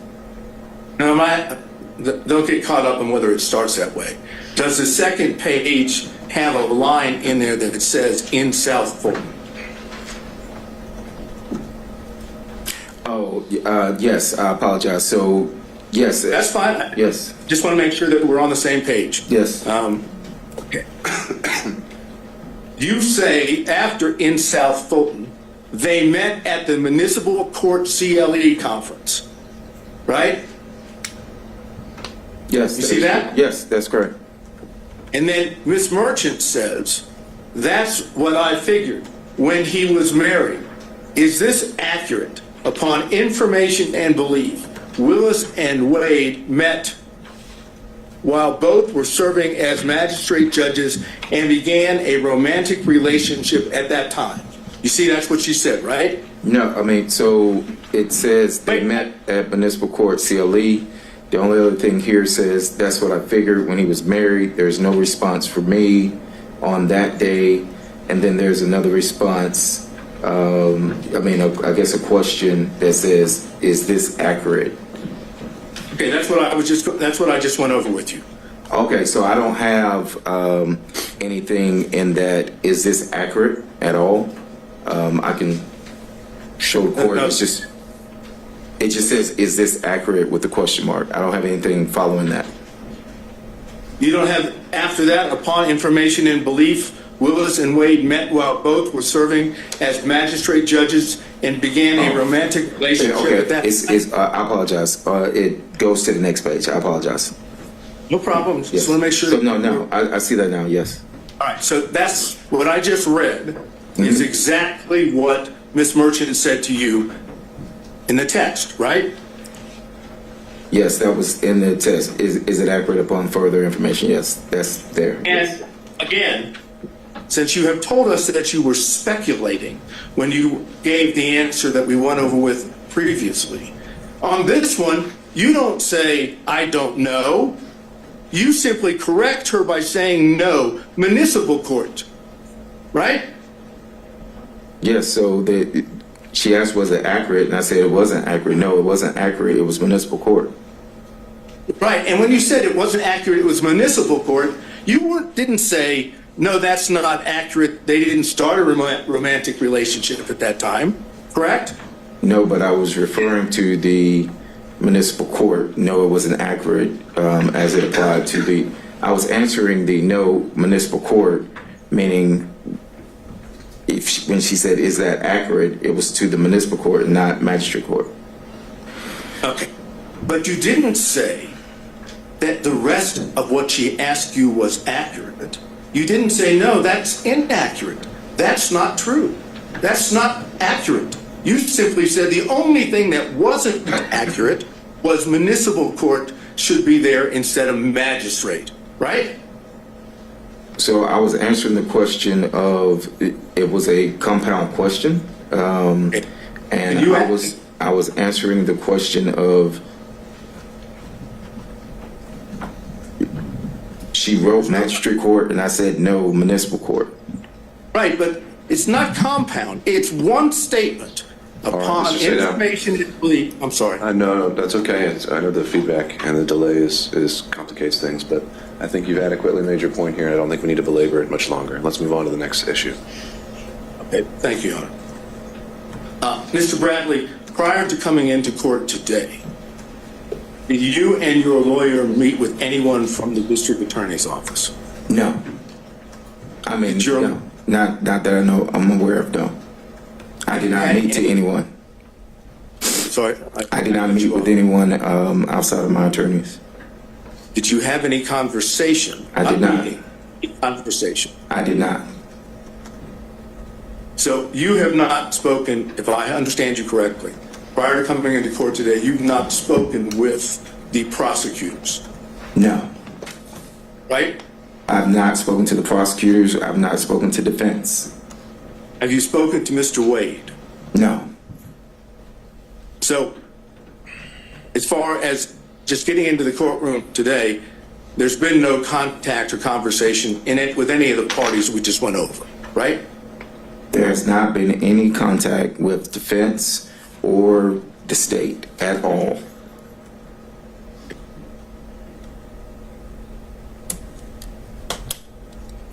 I think I have basically just one or two more questions. Why would you see the need to speculate when you were texting with Miss Merchant? I think we did cover that one, Mr. Sadow. I think that exact question was already put to him. What would be the next one? I'm trying to look. Let's go to 27. Defense Exhibit 27. Do you have that now, sir? I do, sir. All right. Would you look at it and tell me whether or not the Defense Exhibit 27 appears to be accurate? Because I want to seek to introduce it into evidence. It consists of an email to you from Ms. Merchant and a text response from you, correct? But the text response was not in response. So yes, it does consist of the email and a text response. I'm not saying that the text response applies to the entire email that was sent. All I've asked you right now is, is the email and the text, are those accurate in the interaction that makes up Defense Exhibit 27? As it applies to the stapling of the email and the stapling of a text message chain, yes, that is Defendant's Exhibit 27. This is, it's accurate. Okay, I would move Defense Exhibit 27 in. I believe it was treated the same way as 26 last time. Same objections, Mr. Abadi? Yes, Judge. All right, overruled. Any other objections from defense counsel? Seeing none, Defense Exhibit 27 is admitted. All right. Anything else? Your Honor, I don't know. Yeah, I don't know whether you'll find this objectionable or not. I'll ask it, obviously. All right. Mr. Bradley, you realize that if you were to testify under oath, that you knew from Mr. Wade that the relationship between him and Miss Willis existed before the contract in November 1st of 2021, that if you testified that you knew that from Mr. Wade, that would show that both Miss Willis and Mr. Wade had lied under oath. You know that, don't you? Yeah. I'm going to object. I think that's going to call for an opinion on the credibility of another testifying witness, so I don't think that would be an appropriate question. All right. Then that's all I have, Your Honor. Thank you, Mr. Sadow. Mr. Stockton. Just briefly, Judge. We'll see. Mr. Bradley, do I understand from your prior testimony that Ms. Merchant sent you a motion to review prior to her filing it? Objection. Calls for cumulative answers. Right. I'm going to give him just a little bit. All right, Mr. Stockton. Maybe this is going somewhere else.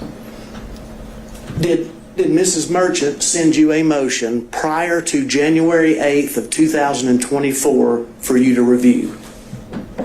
That is correct. And did you in fact review that motion? That is correct. And did you indicate to Ms. Merchant that the contents of that motion seemed okay to you?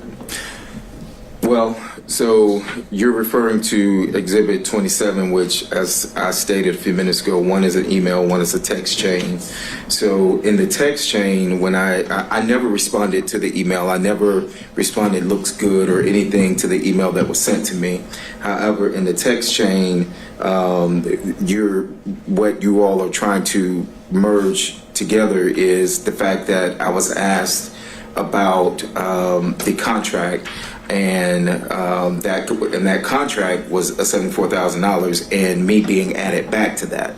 So when I said, and I think before that in that text, it referred to me being added back, and at that time I said yes, looks good. And you're aware and you recall that when Ms. Merchant presented you with that motion, she asked you not to disclose it to anyone until she filed it. Is that correct? We are covering, I think, the last 5 or 6 questions. We've covered ground. Let's get to that ultimate point. I'm trying to get there, Judge, I promise you. Okay. Repeat the question, I'm sorry. She asked you not to disclose that motion to anybody until she filed it, correct? I think so. I think that was in the text message, yes. And you knew, in fact, it was her intention to file that motion, correct? The actual motion that that was sent? Yes. I knew that she was going to file a motion, yes. I do not think that was the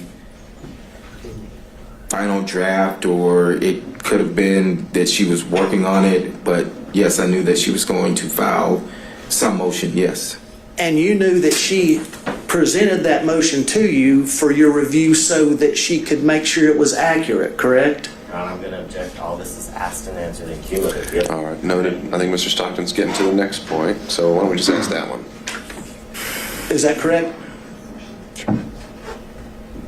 Did you? Why don't we combine that with the next question, so we're not having to lay bit by bit every single time. Mr. Bradley, you knew that Mrs. Merchant was relying on your review to ensure the accuracy of that motion prior to filing it, correct?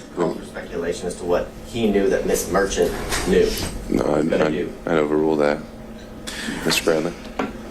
No, so once again, I was excluded from the footnote of that motion, and my review of it, and I said, hey, you need to add me back to the footnote because I did have a contract and I did receive $74,000.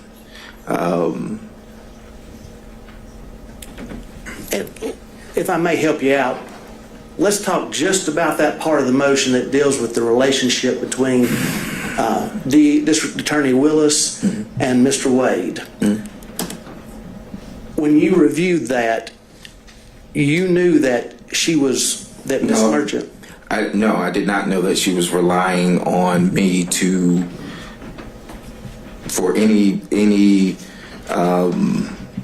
relying on me for any accuracy other than what was put in there about the $74,000. Mr. Bradley, if there was something patently false in that motion, you would have told Miss Merchant, wouldn't you? I can't say that I would or wouldn't have. I don't know what I would have told Miss Merchant. If there was something patently speculative, you would have told Miss Merchant, wouldn't you? I don't know what I would have told Miss Merchant. She asked me, was it accurate? We were discussing the $74,000 that was left out. Again, if I may direct you just to that portion dealing with the relationship between Mrs. Willis and Mr. Wade. You didn't tell her that there was anything patently false in that because you didn't see anything patently false in that motion as it relates to the relationship.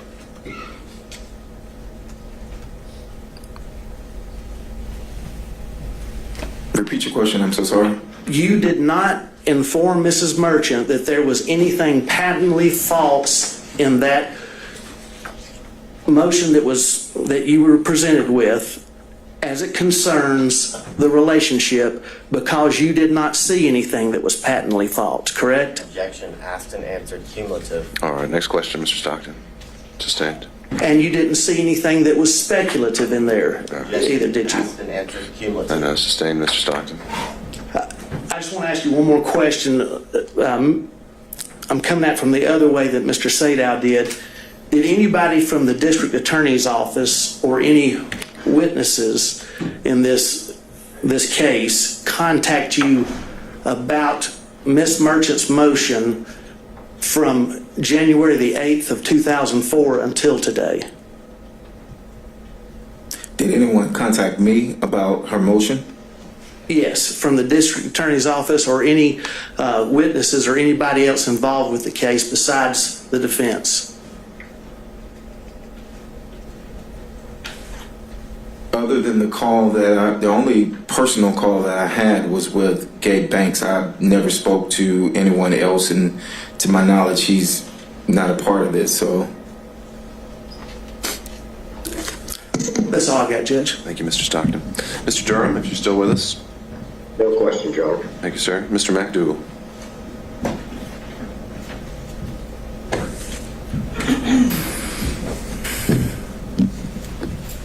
Good afternoon, Mr. Bradley. You have certain information about the relationship between Mr. Wade and Ms. Willis that is not privileged, correct? Well, that was my determination, so I think he disagrees with it. So what we're going to say his opinion is a little irrelevant on that point. Do you understand that the court has ruled that certain information that you have about the relationship between Ms. Willis and Mr. Wade is not privileged? The court's ruling, as I understood it, and as my lawyers and I understood it, of the privilege not existing was based off of a conversation that was had in my office, in the back of my office, which was confidential, with Mr. Wade and I.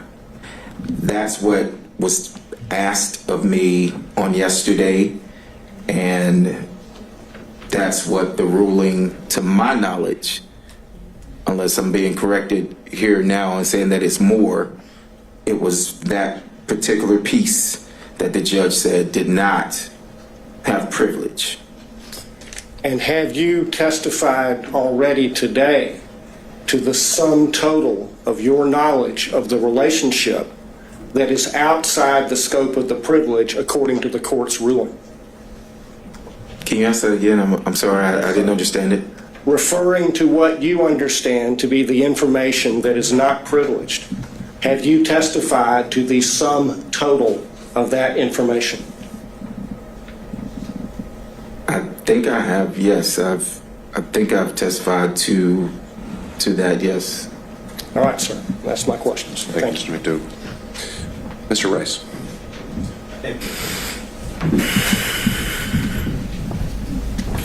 Mr. Bradley, at least as of February 15th, when you first testified, you said that you still considered yourself a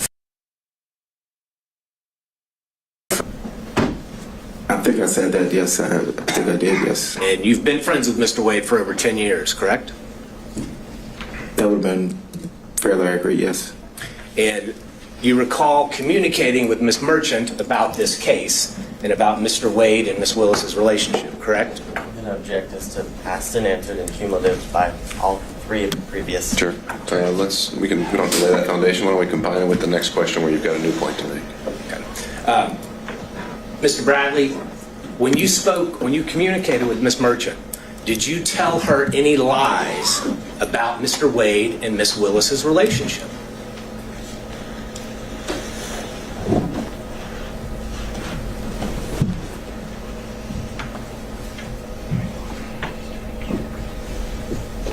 Did I lie to Ms. That's a simple question, Mr. Bradley. You're a lawyer. Did you lie to Ms. Merchant when you told her facts about Mr. Wade and Ms. Willis's relationship?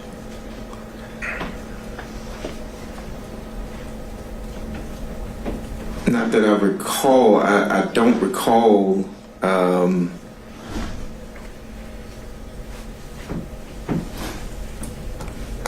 mentioned earlier that I speculated on some things. I've testified to what I did know, so I can't recall whether or not No. Mr. Bradley, speculation is kind of a weaselly lawyer word. Let's speak truth here. Then You're under oath. Argumentative at this point, Your Honor. It's not asking relevant questions. Mr. Bradley. Find a question, Mr. Rice. Mr. Bradley, when you were communicating different details of the relationship between Miss Willis and Mr. Wade to Mrs. Merchant, did you lie to her about any of those details? Objection, asked and answered twice. I don't think he's answered it yet. I don't recall ever whether any of it was a lie or not. Well, this time, so. At the time you were communicating with Miss Merchant, you were still friends with Mr. Wade, correct?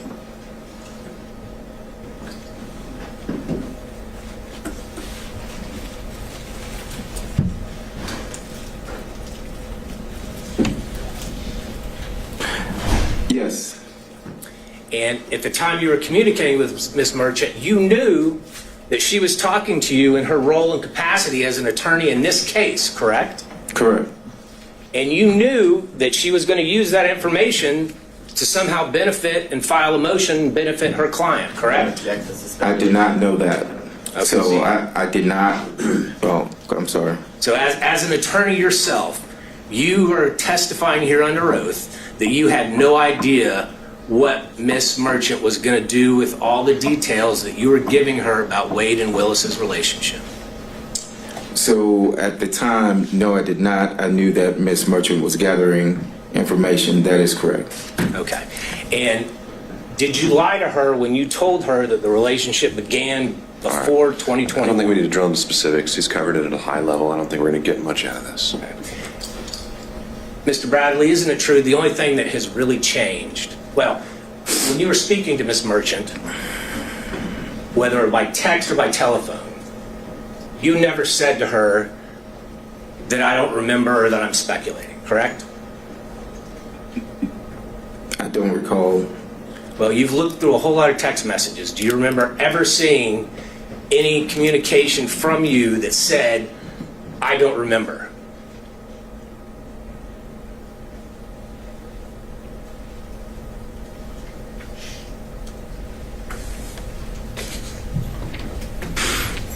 Yeah, through the messages that I don't have all the messages in front of me, but no, I don't recall if I ever said I don't remember.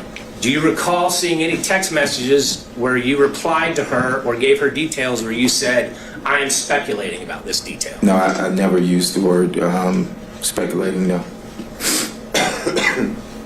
And the only thing that's changed between then and now is that phone call from Nathan Wade's friend, Gabe Banks, correct? No, well, Gabe was my friend, and I actually stated that the first day that I was here was that I've known Gabe for a few years, and that we are fraternity brothers. And so I never said that that anything changed behind Gabe Banks. So you never told Miss Merchant that you were worried that they were threatening you? Objection, asked and answered when he was asked this on February 16th and today. Mr. Rice, we've covered this. And just to be clear, you didn't attend college with Mr. Banks, did you? I did not attend college with Mr. Banks. When you referred to him as your fraternity brother, y'all just both happened to have pledged the same fraternity, different colleges, different chapters. Well, that's what we consider fraternity brothers, yes, sir. And as a normal course of your relationships with your friends, do you pass on lies about your friends?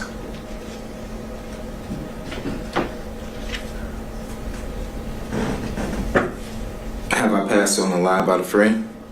Is that what you're asking? Is that something you normally do, Mr. Bradley? Do you tell lies about your friends? Have I told lies about friends? I could have, I don't know. Do you tell lies about your friends about a case of national importance? Objection as to. All right, overruled. I could have. I don't know. Mr. Bradley, I notice you're not looking at me. I'm looking at you on the screen only because I was accused of, and I did the same thing to Mr. Sadow when he was on the What's the screen. next question, Mr. Rice? No further questions, Judge. I think it's clear. Thank you, sir. Mr. Gillen.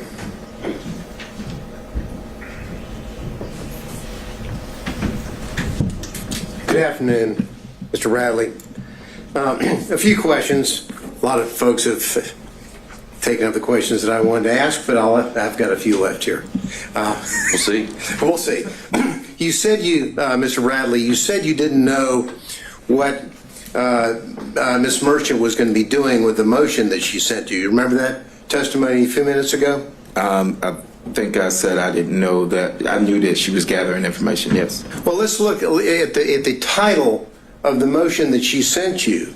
Do you remember reading? That was sent on the 6th. Excuse me. Do you remember reading the defendant Michael Roman's motion to dismiss grand jury indictment as fatally defective and motion to disqualify the district attorney, her office, and the special prosecutor from further prosecuting this matter? Do you remember seeing that in the draft that you read and reviewed? Yes. So when you tell this court that you didn't know what she was up or what she was going to do, she kind of gave you a hint, didn't she, in the title of the motion that she sent for you to read? Didn't she? Yes or no? I read the title of what the motion was. There wasn't anything in the title that threw you off. Pretty straightforward speaking title, isn't it? Correct. So you knew that what she wanted was information from you so that she could then file a motion to dismiss the grand jury indictment, to motion to disqualify the district attorney and her office and the special prosecutor from further prosecuting the matter, right? I'm going to object to speculation. You knew that, didn't you? Overruled. Yes or no? When she sent that motion, yes. Okay. And you knew that the special prosecutor that to whom she was referring in that motion was Mr. Wade, correct? You knew that. Yes. Because you read the motion, you said you reviewed it, correct? Yes. And we're not going to go over all of the, number one, because we don't have time, and number two, the court wouldn't let me. But there are a few things that I do want to ask you about in that response, in that aspect. Now, in that motion that you said you reviewed, on page 6 of that motion, well, on page 5 it starts off with, how do we know this? And there's a question mark. All right. Yeah, Mr. Gillen, I can appreciate what you're doing. I think that's something you can do at argument. He's said as a whole that he got the motion, and he's had his response as to his opinion of how he handled it. I don't see, again, this really being necessary to go through it line by line of what. Well, a little indulgence, Your Honor. I'm not going to go. This isn't going to be a 40-minute death march through the motion. I would like to ask about a few bullet points that capture under this, and then I'll move on. But I would ask the court's indulgence in that respect. Again, I think we've covered it, and I think that you'll be able to argue that this was in that motion and that he had a chance to review it, and he never objected to anything in there or raised it. So that's a problem, and always ending up last. It very much is. And next time, I'll reshuffle the order. Well, we did earlier with Mr. Wade, and then I hear you. That was kind enough, and then the court said we had to go. I need to draw straws next time. There we go. I'll go with that. All right. Anything else? Thank you, else? Ron. That's all I have. Okay. We had Mr. Kucherov potentially still on Zoom. Yes, Your Honor, and I have just a few questions. All right. Could we add a spotlight to Mr. Kucherov? I'll let you know when we're able to proceed.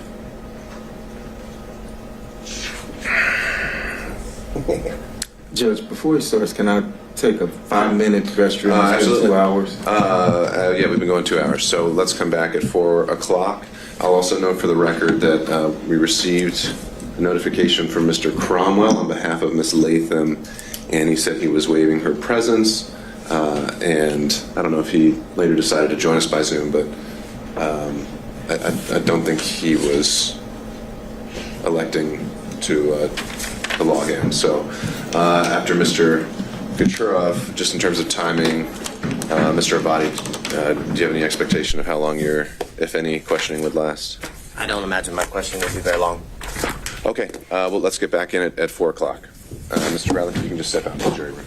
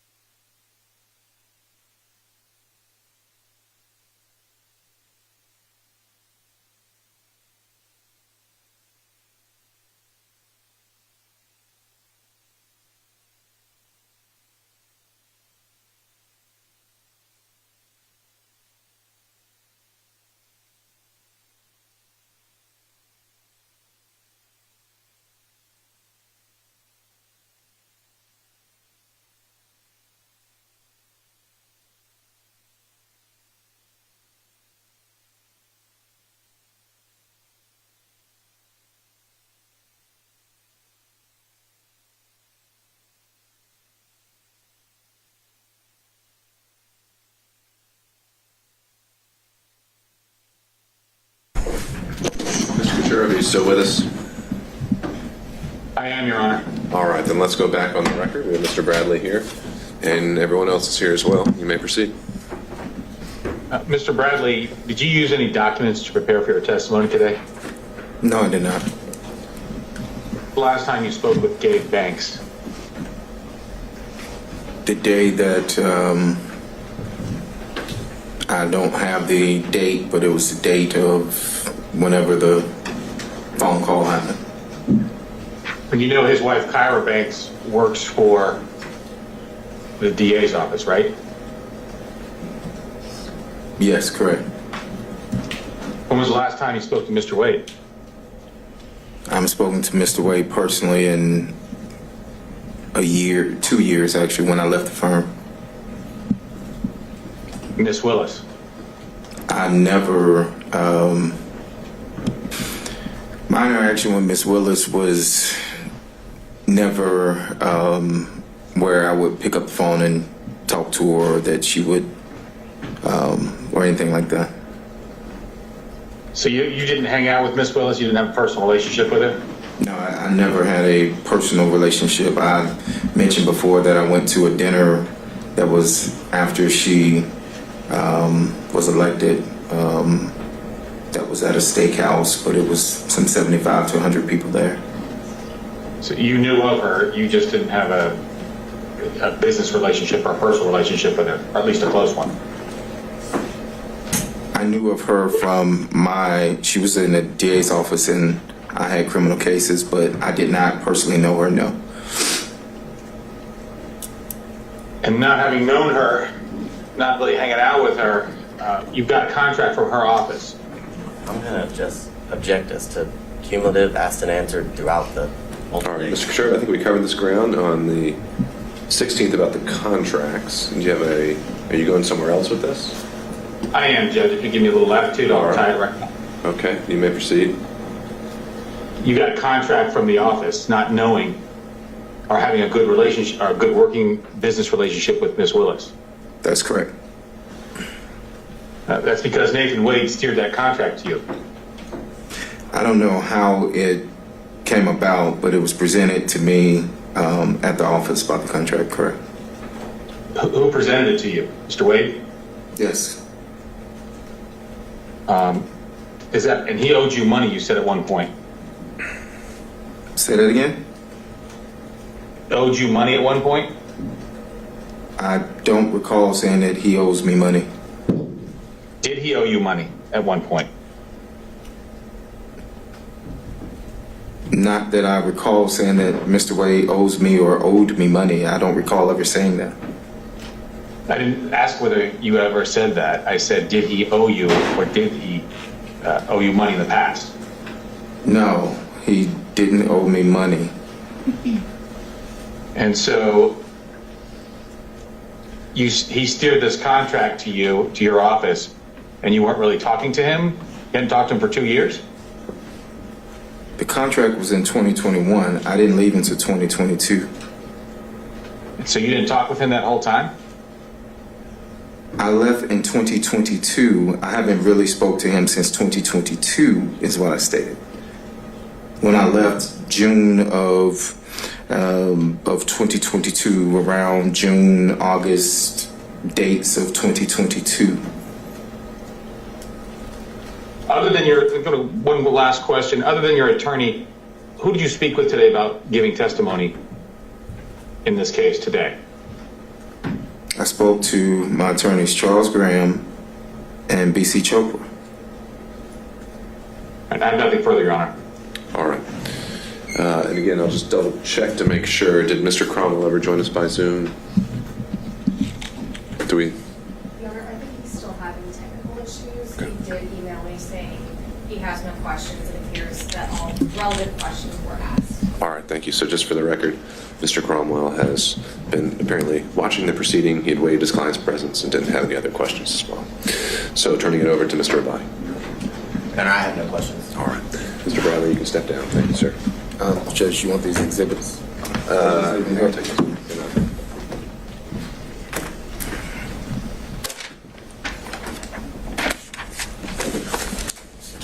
Member, excuse me. I have a follow-up based on some questions. It's just about the text. And what, just by way of proffer, what about the text? Just to admit, so when other people asked about the text, some of them weren't in the record today, so I organized them. They're the ones that have been talked about today, so I just organized them. I just wanted, for a point of reference, to have them. Okay. And do we need Mr. Bradley for that?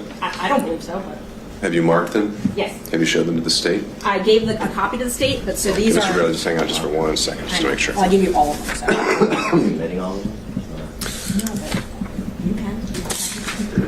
The entire packet if you want. And I'll send it to you. And while he's looking at that, Mr. Bradley handed me Defense Exhibit 23, 24, 25. Judge, I didn't realize that they were This- in my folder. Oh, is that from the hearing? Yeah. From on Friday? All right, well, thanks for returning those. The reason that I present is because Let me make sure. because of your objections, front part and the back part of the text. So if you have anything, Okay, so I've got 23, 24, 25. Anything else in your binder? No, sir. Good. Okay, and have we come to any conclusions on, what, I'm sorry, how did you mark it? I marked it, I think we're up to 39, surprisingly the state objects. All right, Defense Exhibit 39 is tendered and admitted without objection. Well, no. I'm sorry. Oh, okay. Text messages that weren't referenced today with, are confronted with, Okay. as it relates to Mr. Bradley. So these are additional text messages, Ms. Merchant? No, so what I did was they objected that they weren't complete because like the first part of the text wasn't there. It was just like, oh, there was something before that was said. So what I did was I spent this whole time trying to line them up so that I had the beginning of the text, the middle, based on their objection. They have all the text. They can admit all of them if they want them complete. And All right. How about, I'll just do this. Just, I understand the desire just to have the complete text chain just for purposes of completing the record. I think that there's no point in having him sit here and authenticate every single one of them. So I'm willing to admit it as a court's exhibit. And only the exhibits, though, that have been previously tendered or referenced in testimony would be ones that actually are relied on for making any findings. But just so it's on the record, we have the complete text chain, should that ever be an issue for some reason. Any thoughts about that, Mr. Abadi? My only thoughts are this is not the complete text chain. I was able to briefly look at Ms. Merchant's phone when she allowed us to have it for a couple of seconds, minutes, and there are text messages I know that I saw that are not in what is purported to be State Exhibit 39. Okay. All right. Ms. Merchant, what about that? I let them take screenshots of the ones that they thought weren't there, and he sent them to himself on my phone. I have also offered to hook my phone up to whatever it is. My phone's an iPhone. His is an Android. I can't download like you could in a normal text. I told them if they had a system to get all of my texts, they could have every single one of them. We can definitely do that. Your Honor, if I may. Yeah, Mr. Rice. The texts that she's submitting now and tendering into evidence, they are specific parts of the conversation. The entire text chain isn't a continuous conversation subject to Rule 601. Those particular parts, given the witness's testimony, should be admitted to substantive evidence and prior and consistent statements with this testimony today. It would be up to the government and the state if they then want to introduce the rest of it. Have at it. Yeah. Sure. I think that's a fair point that if he had been confronted with a particular text, that could have been the opportunity to admit it as a prior and consistent statement for impeachment. And some of them were. But apparently some of them were not. I'm taking those out. So I'm taking out the ones that they said he wasn't confronted with, and I'm just going to admit the ones that he was confronted with. And that's fine. It just makes it more confusing, but it's fine. All right. So we have a newly marked, newly compiled 39. Let's see what the state thinks Those of are the that. ones that I showed him on the stand. All right, regardless, if that's now what is being discussed, again, I don't see a need for Mr. Bradley to be here any longer, so I'm going to excuse him at this point. Thank you, Mr. Bradley. Judge, may we be? Of course, take care. Yes, that's right.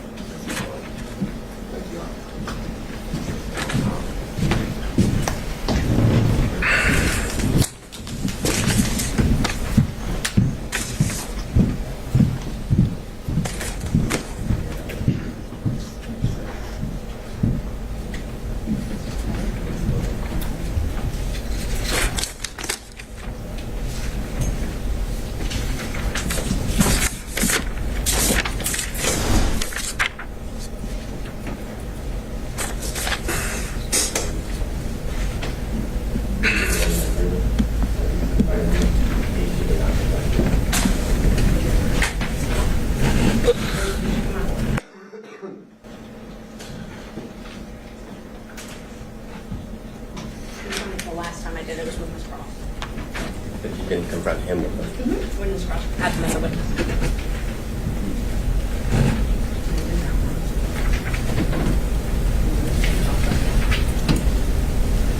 Okay, So where are we with Defense Exhibit 39?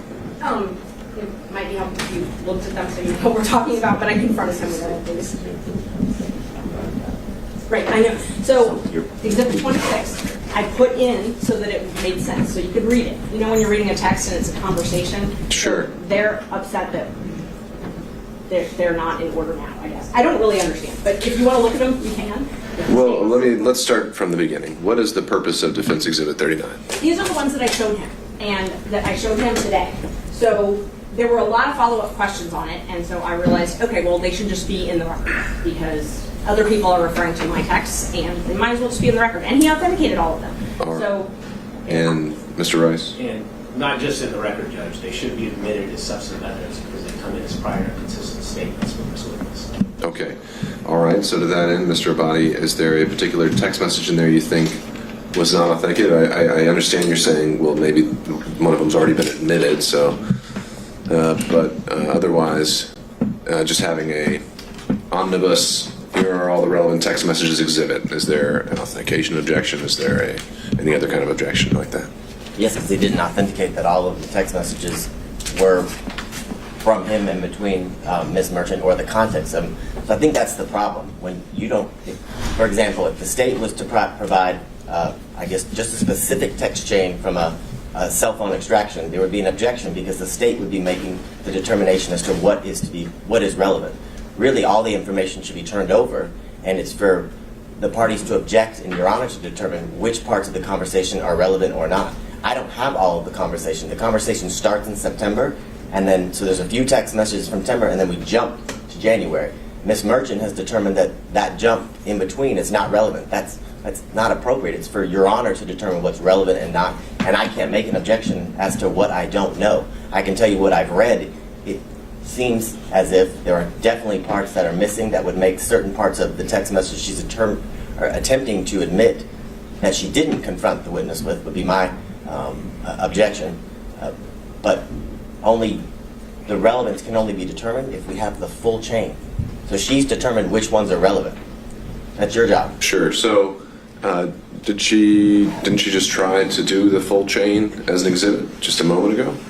No, we don't have the full chain. The full chain is text messages that begin in September and continue down. That's not contained in that entire package. They're on her phone.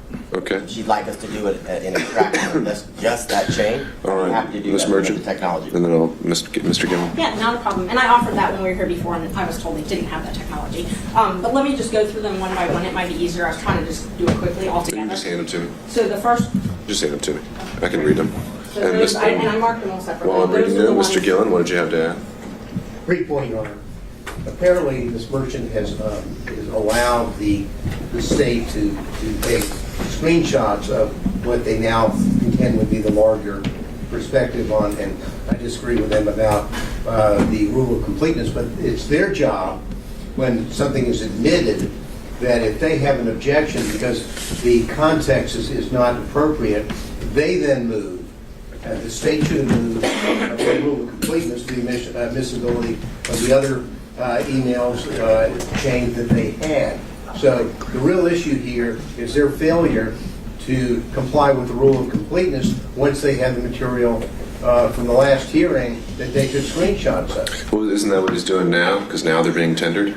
I don't think that he is. I mean, it seemed to me that what was happening here is Ms. Merchant has tried several different ways to get it in. She wanted everything in, and they objected to that. And she wanted the segments in that had been, the witness had been asked about, and that's what she's trying to do. My point is that if they're at the time of frankly, of moving under the rule of completeness is at the time of the tendering. If they want to tender something to show that it should be included to be complete, that's on them, not on this merchant. All right, Mr. Abadi, last point here. So I had a very limited time with Miss Merchant's cell phone. I only had time to literally find one part of the text message to then send to myself before Miss Merchant demanded her phone back.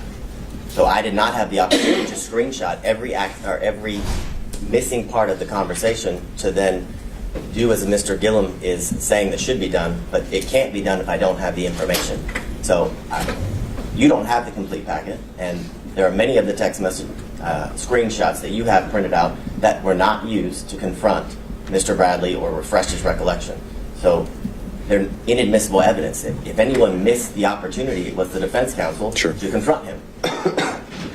All right. I don't think we need to go back and forth any further. Ms. Merchant, you've offered, you said, to print out a complete chain of every text exchange with Mr. Bradley since you began corresponding with him. I'll give you the chance to do that, and you can follow up by email with that exhibit. It would be the complete chain without any deletions or removals, and we'll have that marked as Defense Exhibit 39. Thank you, Judge. I have got to respond, though. In court Friday at 1:57, when Mr. Abadi texted himself the screenshots, I literally wrote him, "Do you want any other screenshots? I have nothing to hide. You can download my phone if you want." So All right, we're done. Okay, so I'll wait back to hear from y'all on Exhibit 39. Is there anything else to take up before we discuss Friday? Just kind of throwing it open to the floor. Seeing none. I believe I asked and put it out there among defense counsel to be considering how they would like to organize their arguments on Friday. Has there been any decisions reached on that? meeting tomorrow to determine that, and I can email the court when we're done with that. But we are going to make it as efficient as possible and break it up. Break it up in terms of like subject matter or something like that? If there's time limits, Yeah. impose upon the defense at large. Yeah, that's the idea. Tell us what that'll be, and then. Well, I'll start with, what is it that you're asking for? We'll start there. I'm just kind of curious. That's an interesting. Well, I don't think we can answer that right now. Number one, the court said, look, if you divide it up, then we can go with that. Or if you can't divide it up, then I'll give each defense counsel a specific period of time. Tomorrow, we'll find out when we meet whether or not we can divide it up in a way that serves the interest of our respective clients. Hopefully we can communicate with the court. Okay, I'll just wait to hear from you. To the point of, I think the state recently filed their own motion to, I think it formally said to reopen the evidence as to another witness. I only got to read it very briefly. Or I don't know if that was just saying in the alternative we'd like to reopen the evidence. I don't know, maybe someone can clarify that. But my thought there and what I think we ought to do Friday and what I would like to do on the issue of the cell phone analysis and this other affidavit filed by the state today is that both parties, any party rather, can make whatever arguments they want based on a proffer. Any counter arguments they want to make based on a proffer. They would not be admitted into evidence at this point. And at this point, I need to start hearing the arguments in the law and what we've heard so far. And if I think I'm able to reach a ruling based on that, I will. However, if I think that the proffer is going to make a material determinative point, we can reopen the evidence at that point. But just the bottom line is on Friday, the intention is that we're still sticking with argument. But the parties are free to address some of these issues that have been brought up post-hearing if they'd like to. You have any? Your Honor, excuse me. Uh-oh. Sorry. Let me start with Mr. Sadow. I'm alive and well with a quick question. All right. That suggests that we do not have to have a witness present on Friday for the cell phone record. That's right. Friday would just be argument, and counsel can proffer why they think it's significant. And if once I've heard the law and the argument of counsel, I decide that that is going to have some material bearing on the outcome, then we can reopen the evidence and have it properly admitted and authenticated and subject to cross-examination. Thank you. Okay. Ms. Merchant. I just wanted to know if the court wanted us to focus our arguments on anything in particular. If you have any questions you wanted us to try and answer. Well, actually, I think what I'm more likely to do is more along the lines of what I suggested before, is give y'all a time block, and you use the time however you think is more effective, what you think is your strongest argument. A lot has been covered, And there's a lot in the motions that weren't covered during the evidentiary hearing that I would plan to rule on at the same time as well. So I'll leave that to you. All right, thank you. Mr. Gillen? Thank you, Your Honor. I know we have other motions to hear on Friday. Oh, we do? Now, I thought we did. I just said disqualification as a whole. So if you have arguments about forensic misconduct, about anything like that, that would be the time for that argument as well. I consider that part of the disqualification. Sure. I thought we had scheduled hearings on the murder arguments. No. I mean, I talked about that, and then things evolved. So we didn't actually send out a notice adding any other motions, but we do need to. We have some trials starting next week. The next 2 weeks, we've got some of our homicide trials already scheduled. So I'm going to be following up with you all to schedule the rest of the pretrial motions that we have. So the only arguments that we have on Friday would be 1 o'clock on the issue of disqualification. That's right, all things disqualification. Anything from the state or any other defense counsel? I think they're the same. All right, thank you all. All right, we're off the record.